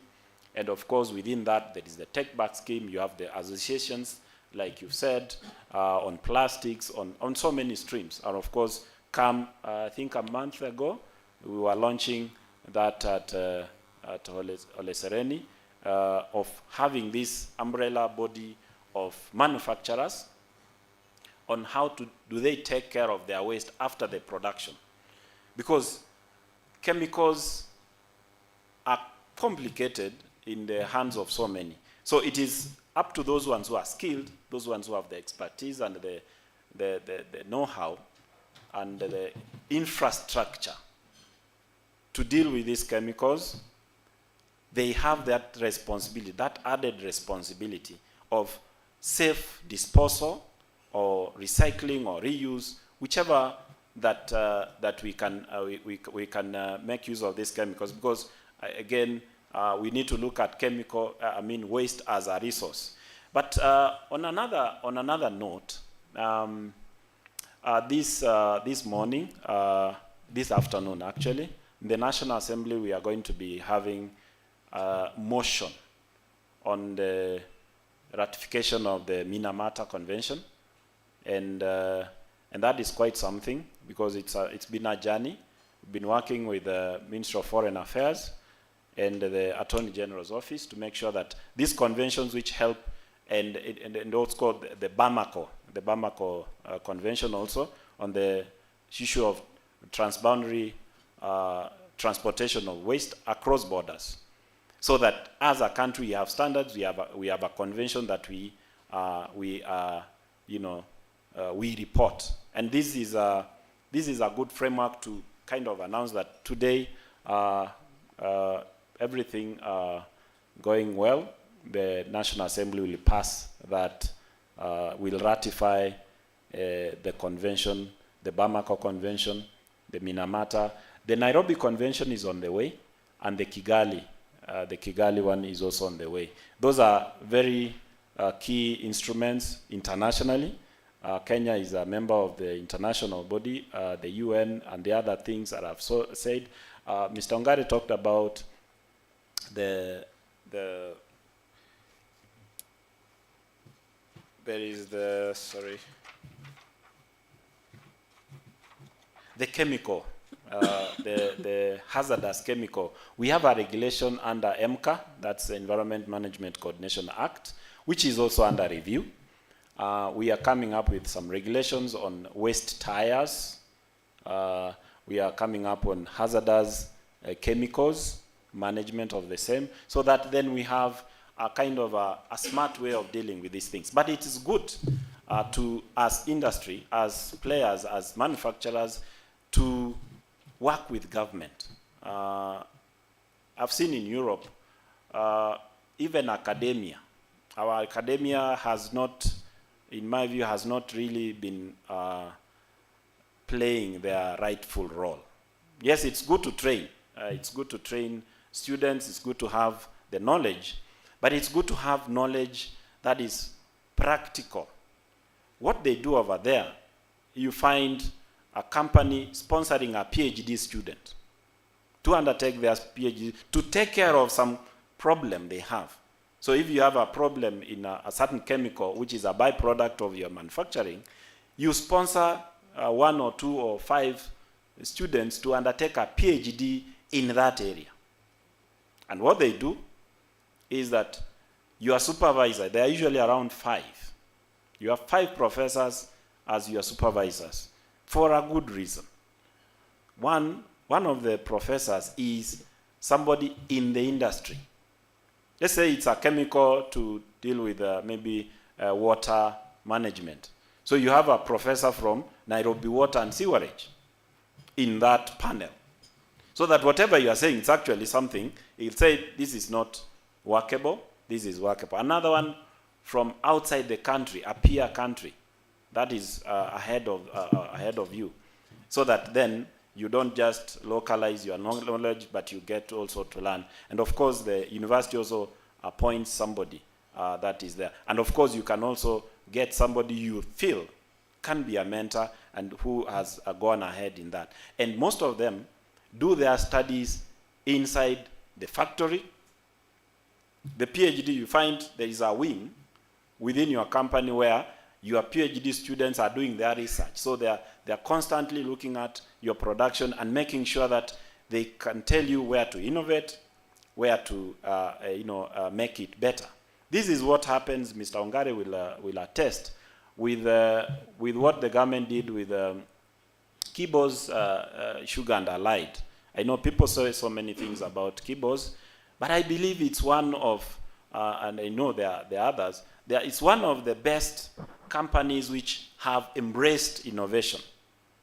They came up with sugar production, so it's a sugar factory. Along the line, they realized they have bagasse, which is a waste. So NEMA told them, hey, you are contravening the EIA, your license. So they made a study. They were told, you can do another factory to take care of the bagasse. So they have pepper. They have a pepper factory. So they manufacture pepper and they do cartons for so many companies. So after that, there's another waste stream. They do now alcohol. So they supply to London distillers. And after that, they realize, we have carbon as a gas, which we can package and sell. So they have another line of manufacturing within the same, setup. So, and after that, they have vinasse, which they are doing for fertilizer. And at the end of the day, they don't have waste. But it is because of this innovation, making sure that whatever chemical, whatever byproducts you have an industrial symbiosis kind of sense to make sure that as industry, as CAM, you have players who are doing this, they have this byproduct. Make sure that you can have conversations within yourselves so that at the end of the day, the byproduct can be used by your neighboring manufacturer. You don't have to compete negatively, but you can make sure that whatever you do is beneficial at the end of the day in creating jobs and, of course, making sure that we have a sustainable environment. And that is what responsible care is about. And, of course, having a national conversation, making sure that whatever we do, as much as I want to agree with my friend that your vision is to push your GDP contribution from 7.8 to 20%, and therefore the jobs to 1 million. I believe it is more than that, because in this case, 2 plus 2 is not 4. When you create jobs from 350,000 to 1 million, it of course creates more jobs. Our friend from the bus company, which is now operating on batteries, electric vehicles, that is a new sector. And of course, they have employed drivers, they have mechanics and all that. But at the end of the day, they'll have batteries which are coming to their end of life. And that is another stream of employment, because they'll have to dismantle that and look at the chemicals and maybe reuse or see how they are disposed. So there are more jobs out of that. So at the end of the day, the GDP, of course, is good, but of course, we want to see the quality of life. People don't get sick more often, and people live longer. We have, as the national aspiration is the Vision 2030, is that we want to push this country to a middle-income, country by that time, and it's just 8 years away, or is it 7? Time's really moving. So, the cabinet secretary has said, is that we need to now move together, but we look at the bottom of the pyramid, making sure that we incorporate everyone, and everyone knows that we need to be responsible. Whatever we do, we don't pollute the environment under which we prosper, so that the next generations, they remain healthy, they find this world a better place to live in. Thank you, and I'm pleased to share in this launch of Responsible Care Kenya. Thank you very much.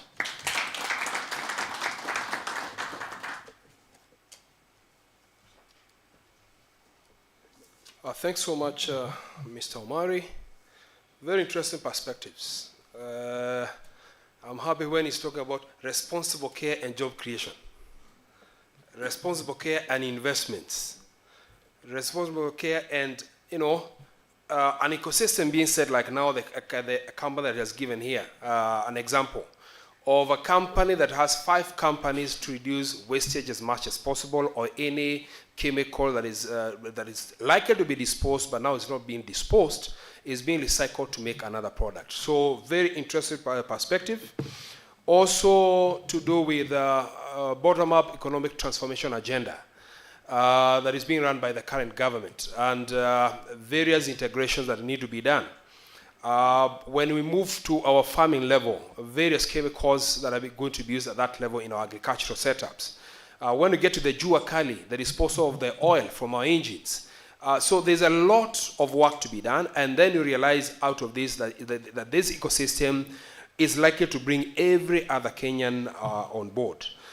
Also, the development of standard operating procedures for various sectors, because the petrol processes and whatnot. So all this work is going to achieve together once we have launched this, and then we are down getting to work. Now we have come to the point that we are going now to launch Responsible Care Kenya. As I was seated here, I saw the media team switching on the confetti machines. And then I'm not going to waste time on my side. I'm going to invite the VIPs present herein to come and help us in the launching of the Responsible Care Kenya. I'm going to request Mr. Rodney Omari to join me on the platform in front here. Also, Mr. David Ongare to come and help us in the launch. I'm also inviting Dr. Duncan Onyango to come also to help launch this. Mr. Barry Dea and Ms. Penford, who is ICCA board member. Mr. Mushai Konya, I think he has left. He's not with us. And then Manoj Shah, please come help us launch this. And lastly, Tobias and Anthony to help us on this. And then once we have done the launch, we are going to sign on the board that is on my left hand side. So you're going to come and put your signature as a commitment to Responsible Care Kenya. And as we do this, we are going to take a photo which can be shared with you later on. So at this point, I want to be advised by the media team whether we are ready. Near the Are we ready?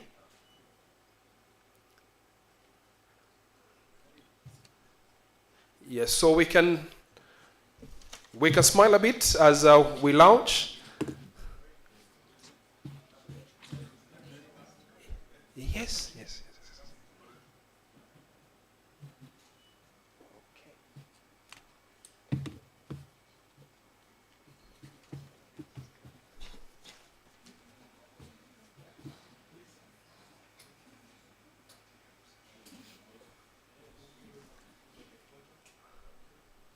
So media team advised me so that I can count 5 times, then we do the launch. Are we good? So I want to see the VIP smiling as I count 5, 4, 3, 2, 1.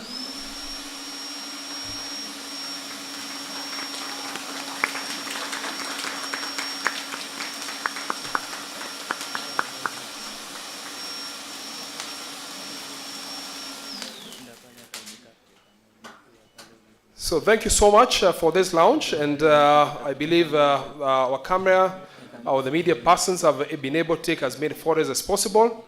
So the VIPs present, I believe they can start by having the signatures on the board that is on the left-hand side.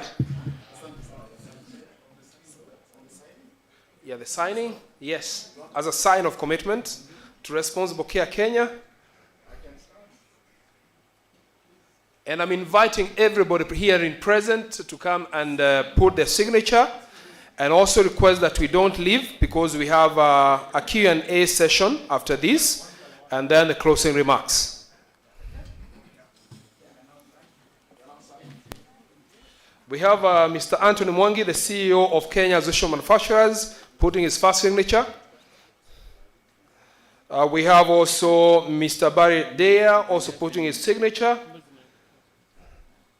He is ICCA board member.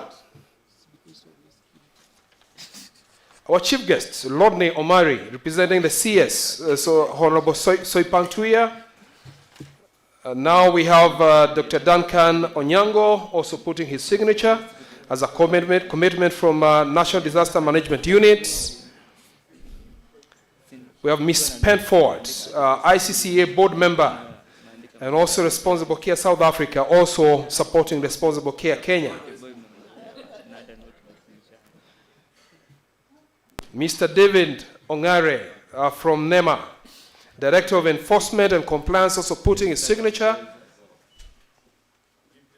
Yes, Tobias Alando, Chief Operating Officer from Kenya Association of Manufacturers.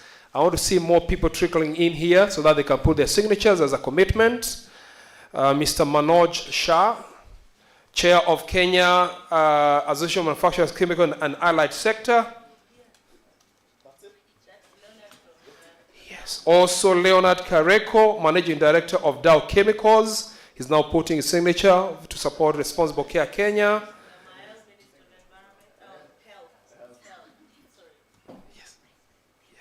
Yes, I want now to see everybody kindly come and put your signatures, kindly come and put your signatures as a sign of commitment to Responsible Care Kenya, initializing that we are going to work together towards ensuring that this works.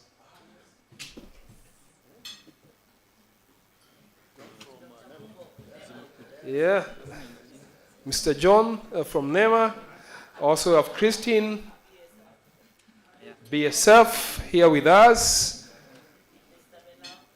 Mr. Milao. Kindly put on your signature there as a commitment toward the Responsible Care Kenya. Suresh Shah, putting his signature now. Karibu. Jane, Government Chemist, putting her signature.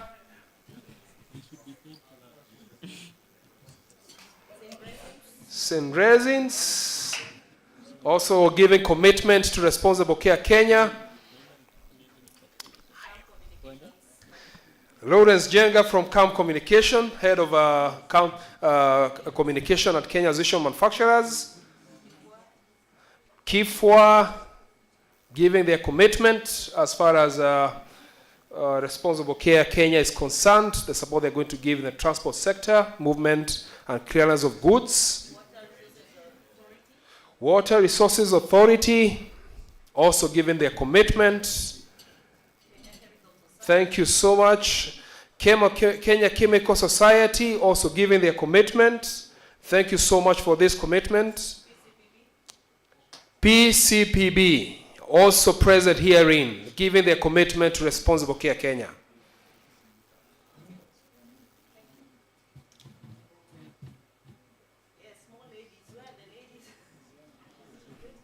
Yes. Also, we have Irene Wambugo, who is product stewardship at Dow Chemical.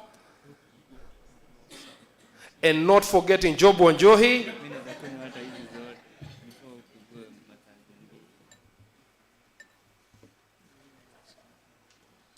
And Georgina Washuka.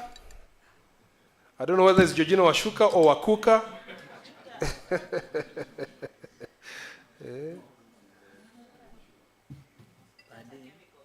Tata Chemical.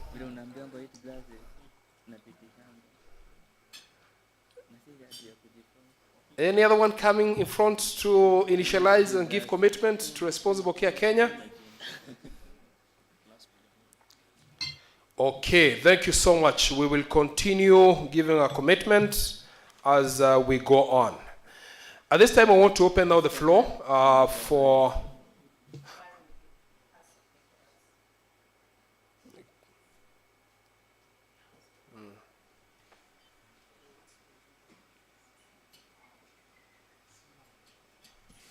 So I'm going to invite first, before we get to the Q&A session, Mr. Barry Dyer. He has a present to hand over. Please come on board. Thank you. I took the liberty of believing that this would be an appropriate occasion on which to mark the friendship and ongoing working relationship between my association, Responsible Care New Zealand, and the brand new and very healthy and very enthusiastic Responsible Care Kenya. So I have here a small token. This is called a waiaka. Our indigenous people believe that the well-being of our world relies on the guardianship of some mythical gods. They collectively represent protection for the environment in the context of water, land, and air. So a composite representation that Responsible Care Kenya will now take on some of that responsibility for guarding our precious environment. So if I could hand this to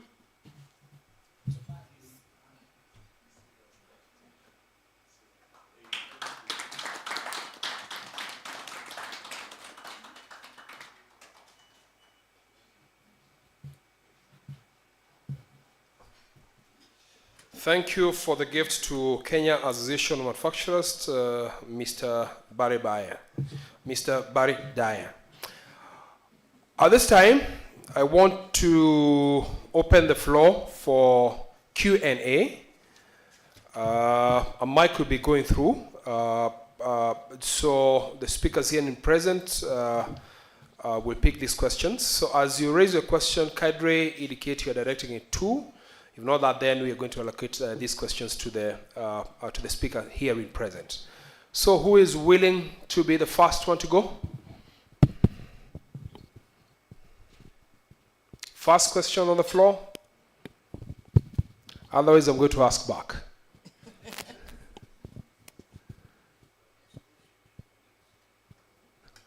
Okay, first question this side.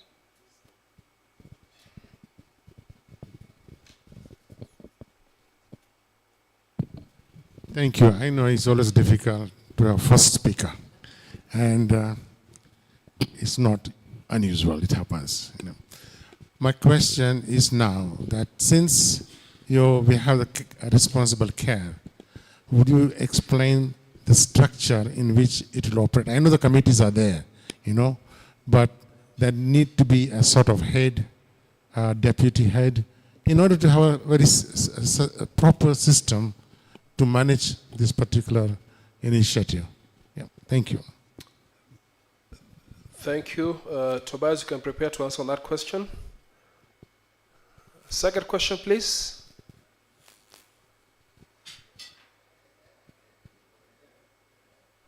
Any other question, please? Where? Okay.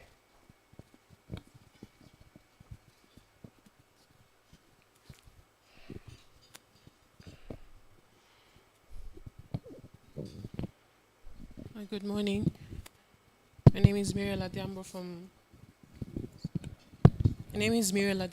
K24. My question is, how will this initiative fit into the wider legal framework around the management of chemicals in Kenya? I didn't hear that question clearly, kindly. If you can repeat.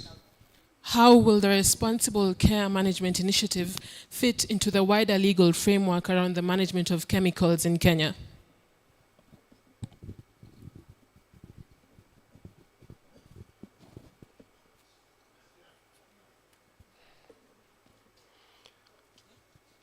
So I'd request that Mr. Omari can prepare to respond on that question, please. Hello. My name is Peter Asewe from Tata Chemicals, and my question goes to CAM themselves. How do you intend to work alongside those players who are not members of KAM, so that how they'll be able to know how they'll be part of this? Thank you.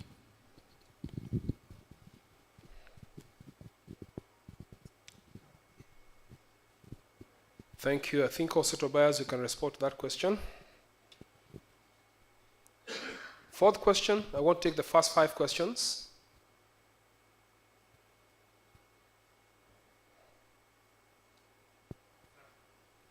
Okay, so, yeah, Suresh has another question.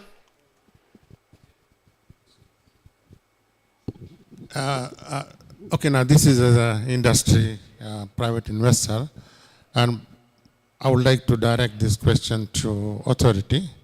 My friend Mubo is here. I think our director of compliance is gone.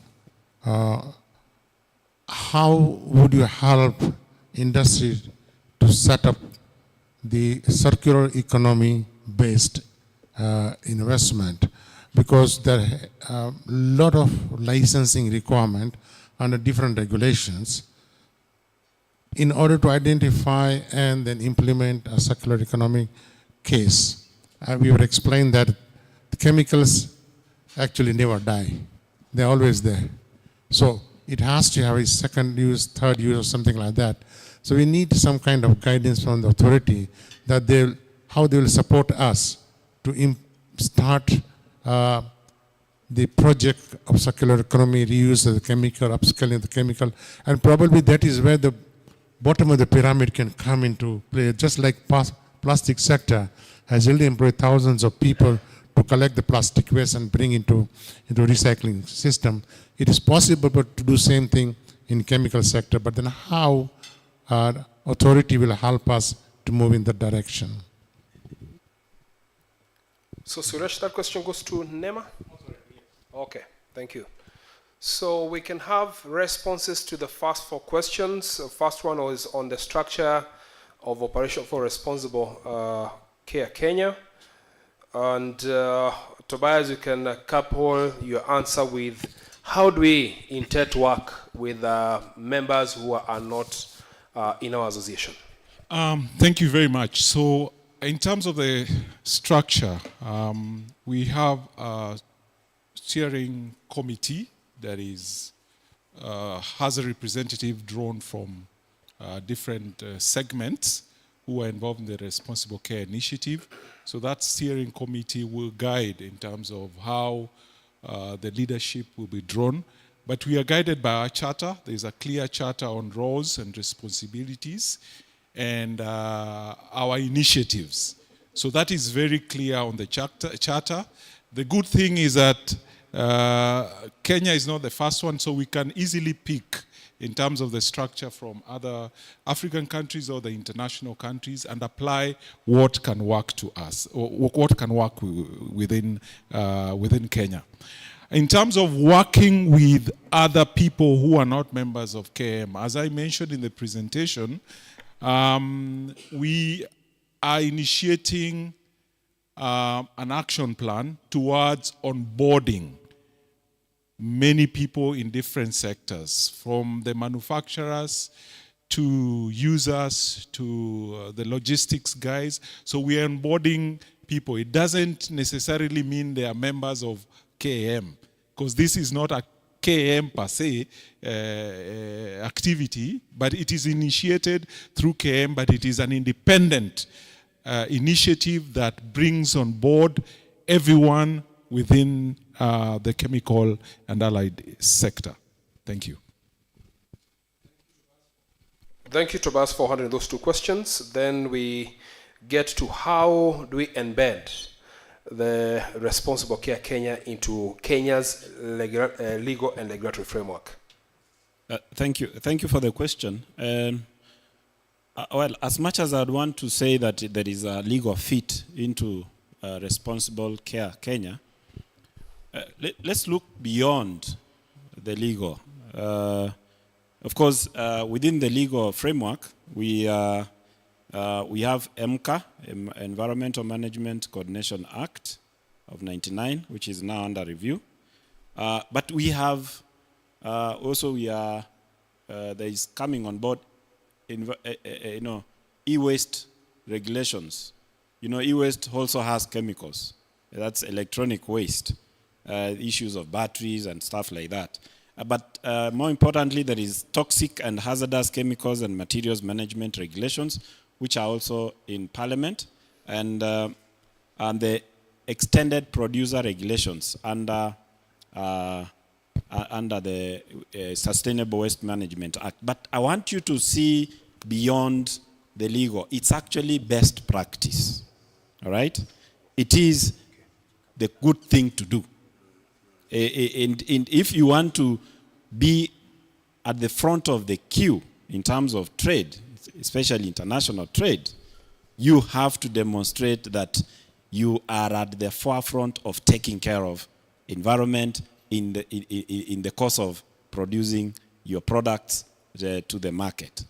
So you can have all the laws, but then the issue is implementation, but going beyond just the threshold.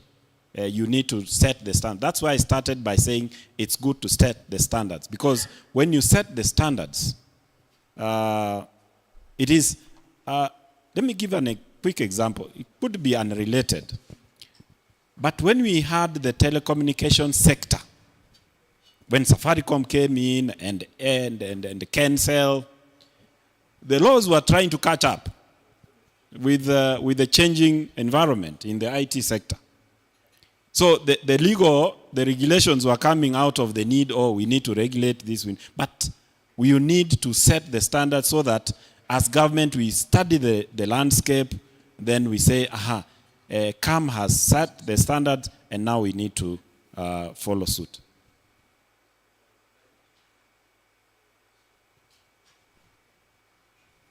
I'm told I need to be somewhere. Yep. Sorry. I'll take that again just quickly, that it's not just about the legal framework. There is a best practice that we need to embody as a country and as players, because we play in the international arena. The World Trade Organizations, they have rules, but they have standards that we need to make sure that our manufacturers, because they are quite important in creation of jobs and our GDP and making sure that we get the foreign exchange, we need to be playing at that level. So having responsible care, it means that Kenya is a leader.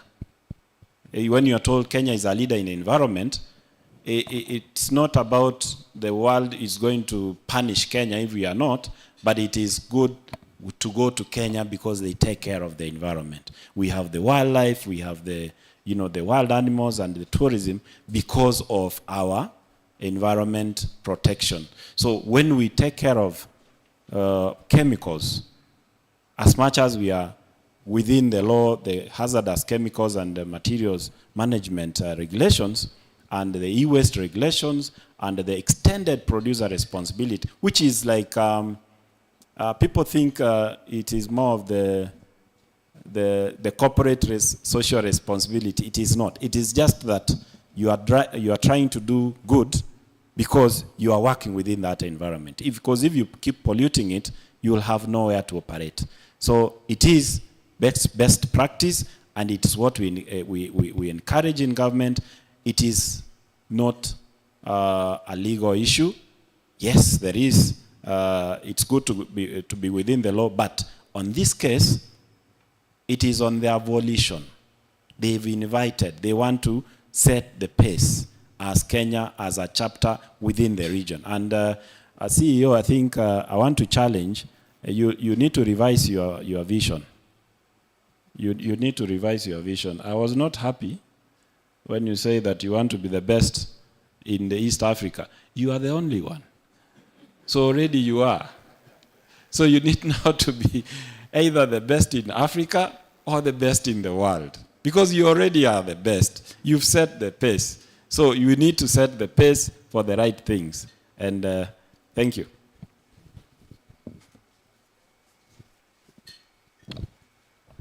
Thank you so much. Now I'm going to invite Mr.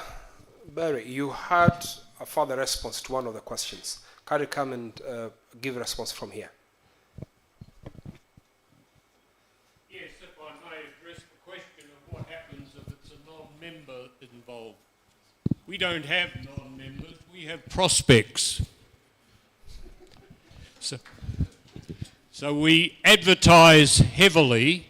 If you've got a chemical safety question, come and talk to us. Now that has a purpose, obviously, to establish contact, but more importantly, that conversation will help identify the type of help you need. Now that has a benefit. We don't bury you with irrelevant information. Instead, we can tailor our response as to how we can add value for your particular operation. So over time, Responsible Care Kenya will develop a process by which they can get you aware of what you can do for them and vice versa, and having demonstrated you can add value, then you can make your pitch for membership. But our immediate response is, we'd love to have you as a member, but if we cannot add value, why would you? Save your money. But fortunately, we've yet to turn anybody away. Thank you. Thank you, thank you, thank you, thank you. Thank you. So the other question was on circular economy management, coming from Suresh. I can see Dave is not with us. Okay, thank you.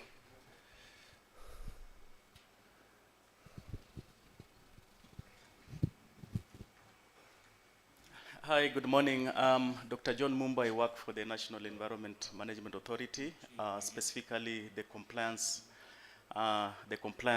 directorate. We have a division on chemicals management. The straight answer, Suresh asked about how can we assist the industries to come up with, I didn't get the question very well, but to come up with, is it an association or group, you know, so that you can be able to deal with the aspect of chemicals management. I'll look at it from two different ways. The first one, I'll want to stick on the what we are launching today. These are responsible care, and it's actually an opportunity. And if you heard the speech from our director, we are looking at how the industry is going to complement the government on how to protect the environment, because in the past it has been, what have you done, what have you not done, this A, B, C, and D. And we are looking at this. Also, the government has actually come here. It's not only the Ministry of Environment. We're actually quite a wide representation here. What I felt that we missed here is the representation from the Ministry of Industry and Trade. But we are looking forward. We want the industry to come and, how do we deal with the issue of chemicals? Because chemicals, as you're the players in the chemicals, these are hazardous chemicals, and the market is always emerging. You find like now, as our colleague here has just mentioned, has brought to our attention that we now need to, we are seeing on how we want to manage climate change. We want to see how to protect the environment. But at the same time, we're also coming up with emerging issues like how shall we be managing the, these batteries that we're going to use for example, electric vehicles. We are also looking at our chemicals. We are talking about chemicals in products. How shall we going to manage that? We look at the skin cares. We are looking at, all manner of things. It's actually a very wide industry that the government does not want just to come and, do the regulation by itself. You've talked here about regulation and regulation and regulation. You can, I think, it's because we are industry here, you all understand about the issue that we have about the lead poisoning accident that we have in Kenya. And without, the government is not being put to place that, they have to take part in remediation of these problems. So, these kind of gaps, when they are not covered, we cannot leave a gap. We have to provide for a means to cover this gap. So we are looking at a situation whereby responsible care, we hope that this one will actually come and start running immediately, not that just be a one after the launch. I was also actually even looking forward, I'm actually channeling even the Kenya Association of Manufacturers. We need a roadmap, we need a plan on how this shall go. We need to have a strategic plan. We need to have our next engagement so that we're able to see how this journey evolves, so that it doesn't become just like a one-off or an exclusive club activity. Because like now we also need to look at how do we also deal with the common mwananchi on the ground. And I'll also still go to the second question, to the other perspective, apart from, the role of the industry. Yeah, there are quite a number of regulations that are also in place. It was mentioned here in the morning about the extended producer responsibility. This one is also tied to the toxic and hazardous chemicals and management regulation, which actually also provides for take-back schemes for initiatives that are actually borne by the industries to be able to deal with this kind of industry. So there's the formation of the Producer Responsibility Organization, and these are actually under the EP, Extended Producer Responsibility Regulation, is actually going to provide some kind of a legal mechanism on how these associations are going to be formed. You will see how to do it, whether it will be based on, if you're an agrochemical chemistry industry, you want to deal with the fertilizers. If you're a paint industry, you want to deal with the paint. If somebody wants to deal with like healthcare, it's something that we have to sit down and engage. And the Ministry of Environment, Environment, Climate Change and Forestry has actually provided a forum, which is actually called, there's a multi-sectoral committee on sound management of chemicals, in which the industry is represented. And I would really look forward through Georgina, if we can bring this matter so that we can be able to discuss, because the secretary is here, my colleague Melau, so that we can be able to engage the industry. Let us have a sort of, because this is a multi-billion industry, and we don't want like to bring regulations, because we were just discussing yesterday with one of the players, one of the organizations, we are going to train some, you're going to train, with there's a Kenya, the KEBS. I keep on forgetting KEBS in full. Our standards body, KEBS, and also we are partnering with SEJAT to do some testing of, to train practitioners. Also, the University of Nairobi is also taking place in, also assisting, so that you can be able to train people on how to identify chemicals. But we are looking at testing of mercury in these skin products. These are the kind of initiatives that actually, that actually help to help us to move in the dark, because you're talking about skin products. I'm just using that as an example. We have the Pharmacy and Poisons Board, we have the standards body. NEMA will come in because you also need to look at how to deal with the waste that go into the environment. You also want to look at the Ministry of Health. They'll also want to come and look at how it happens to this. You know, this just a big circle such that we don't want to come up with the regulations that will just become burdensome on us. But when this kind of engagement come like we have today, we have all the stakeholders coming together.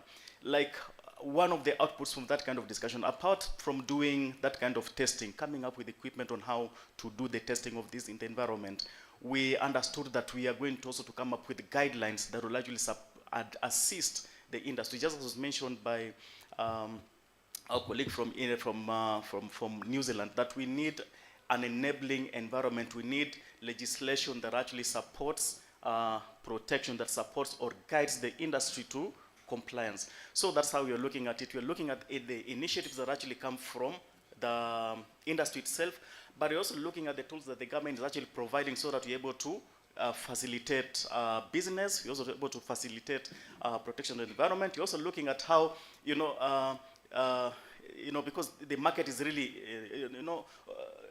we are a country that actually imports heavily. We don't manufacture chemicals, but what comes into the country? We have very big companies here.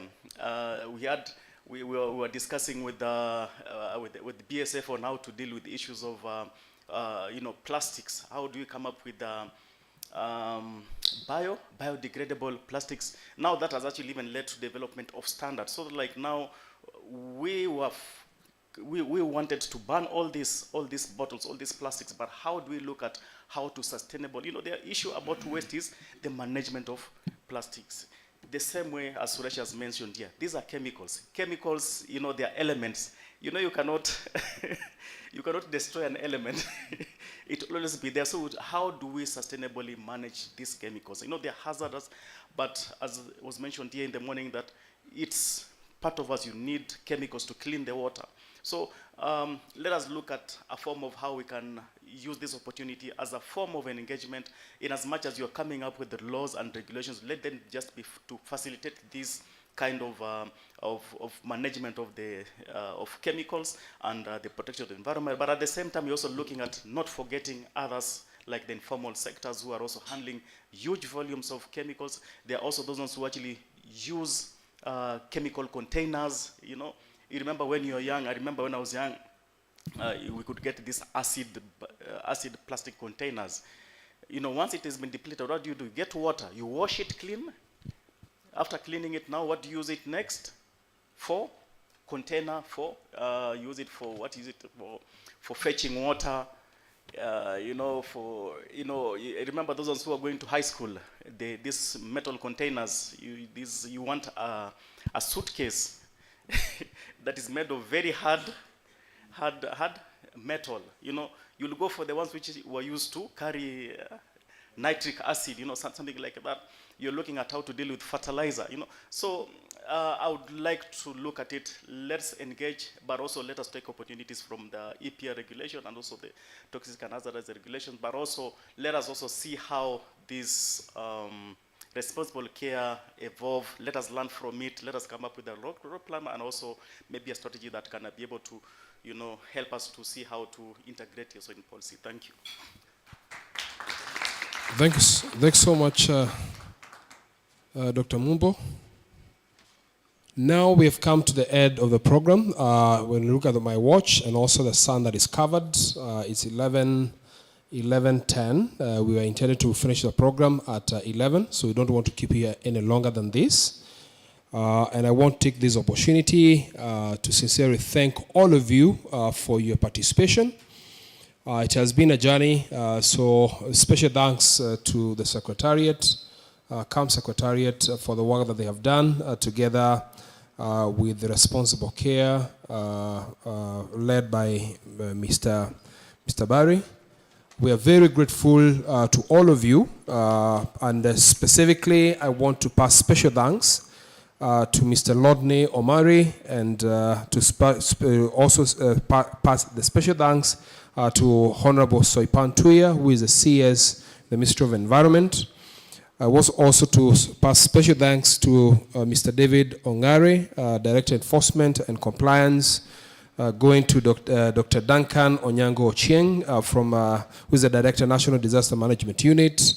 The team from Responsible Care South Africa, led by Ms. Penfold, Mr. Baradea, who is ICCA board member, our own Mr. Mushai Kunyiha, who delivered a speech on camp sustainability vision, to Mr. Manoj Shah, Mr. Anthony Mwangi, our CEO, Mr. Tobias Alando, to the media fraternity here present, our members, our associate partners, those that we create synergies with, like Kifwa, we are very grateful.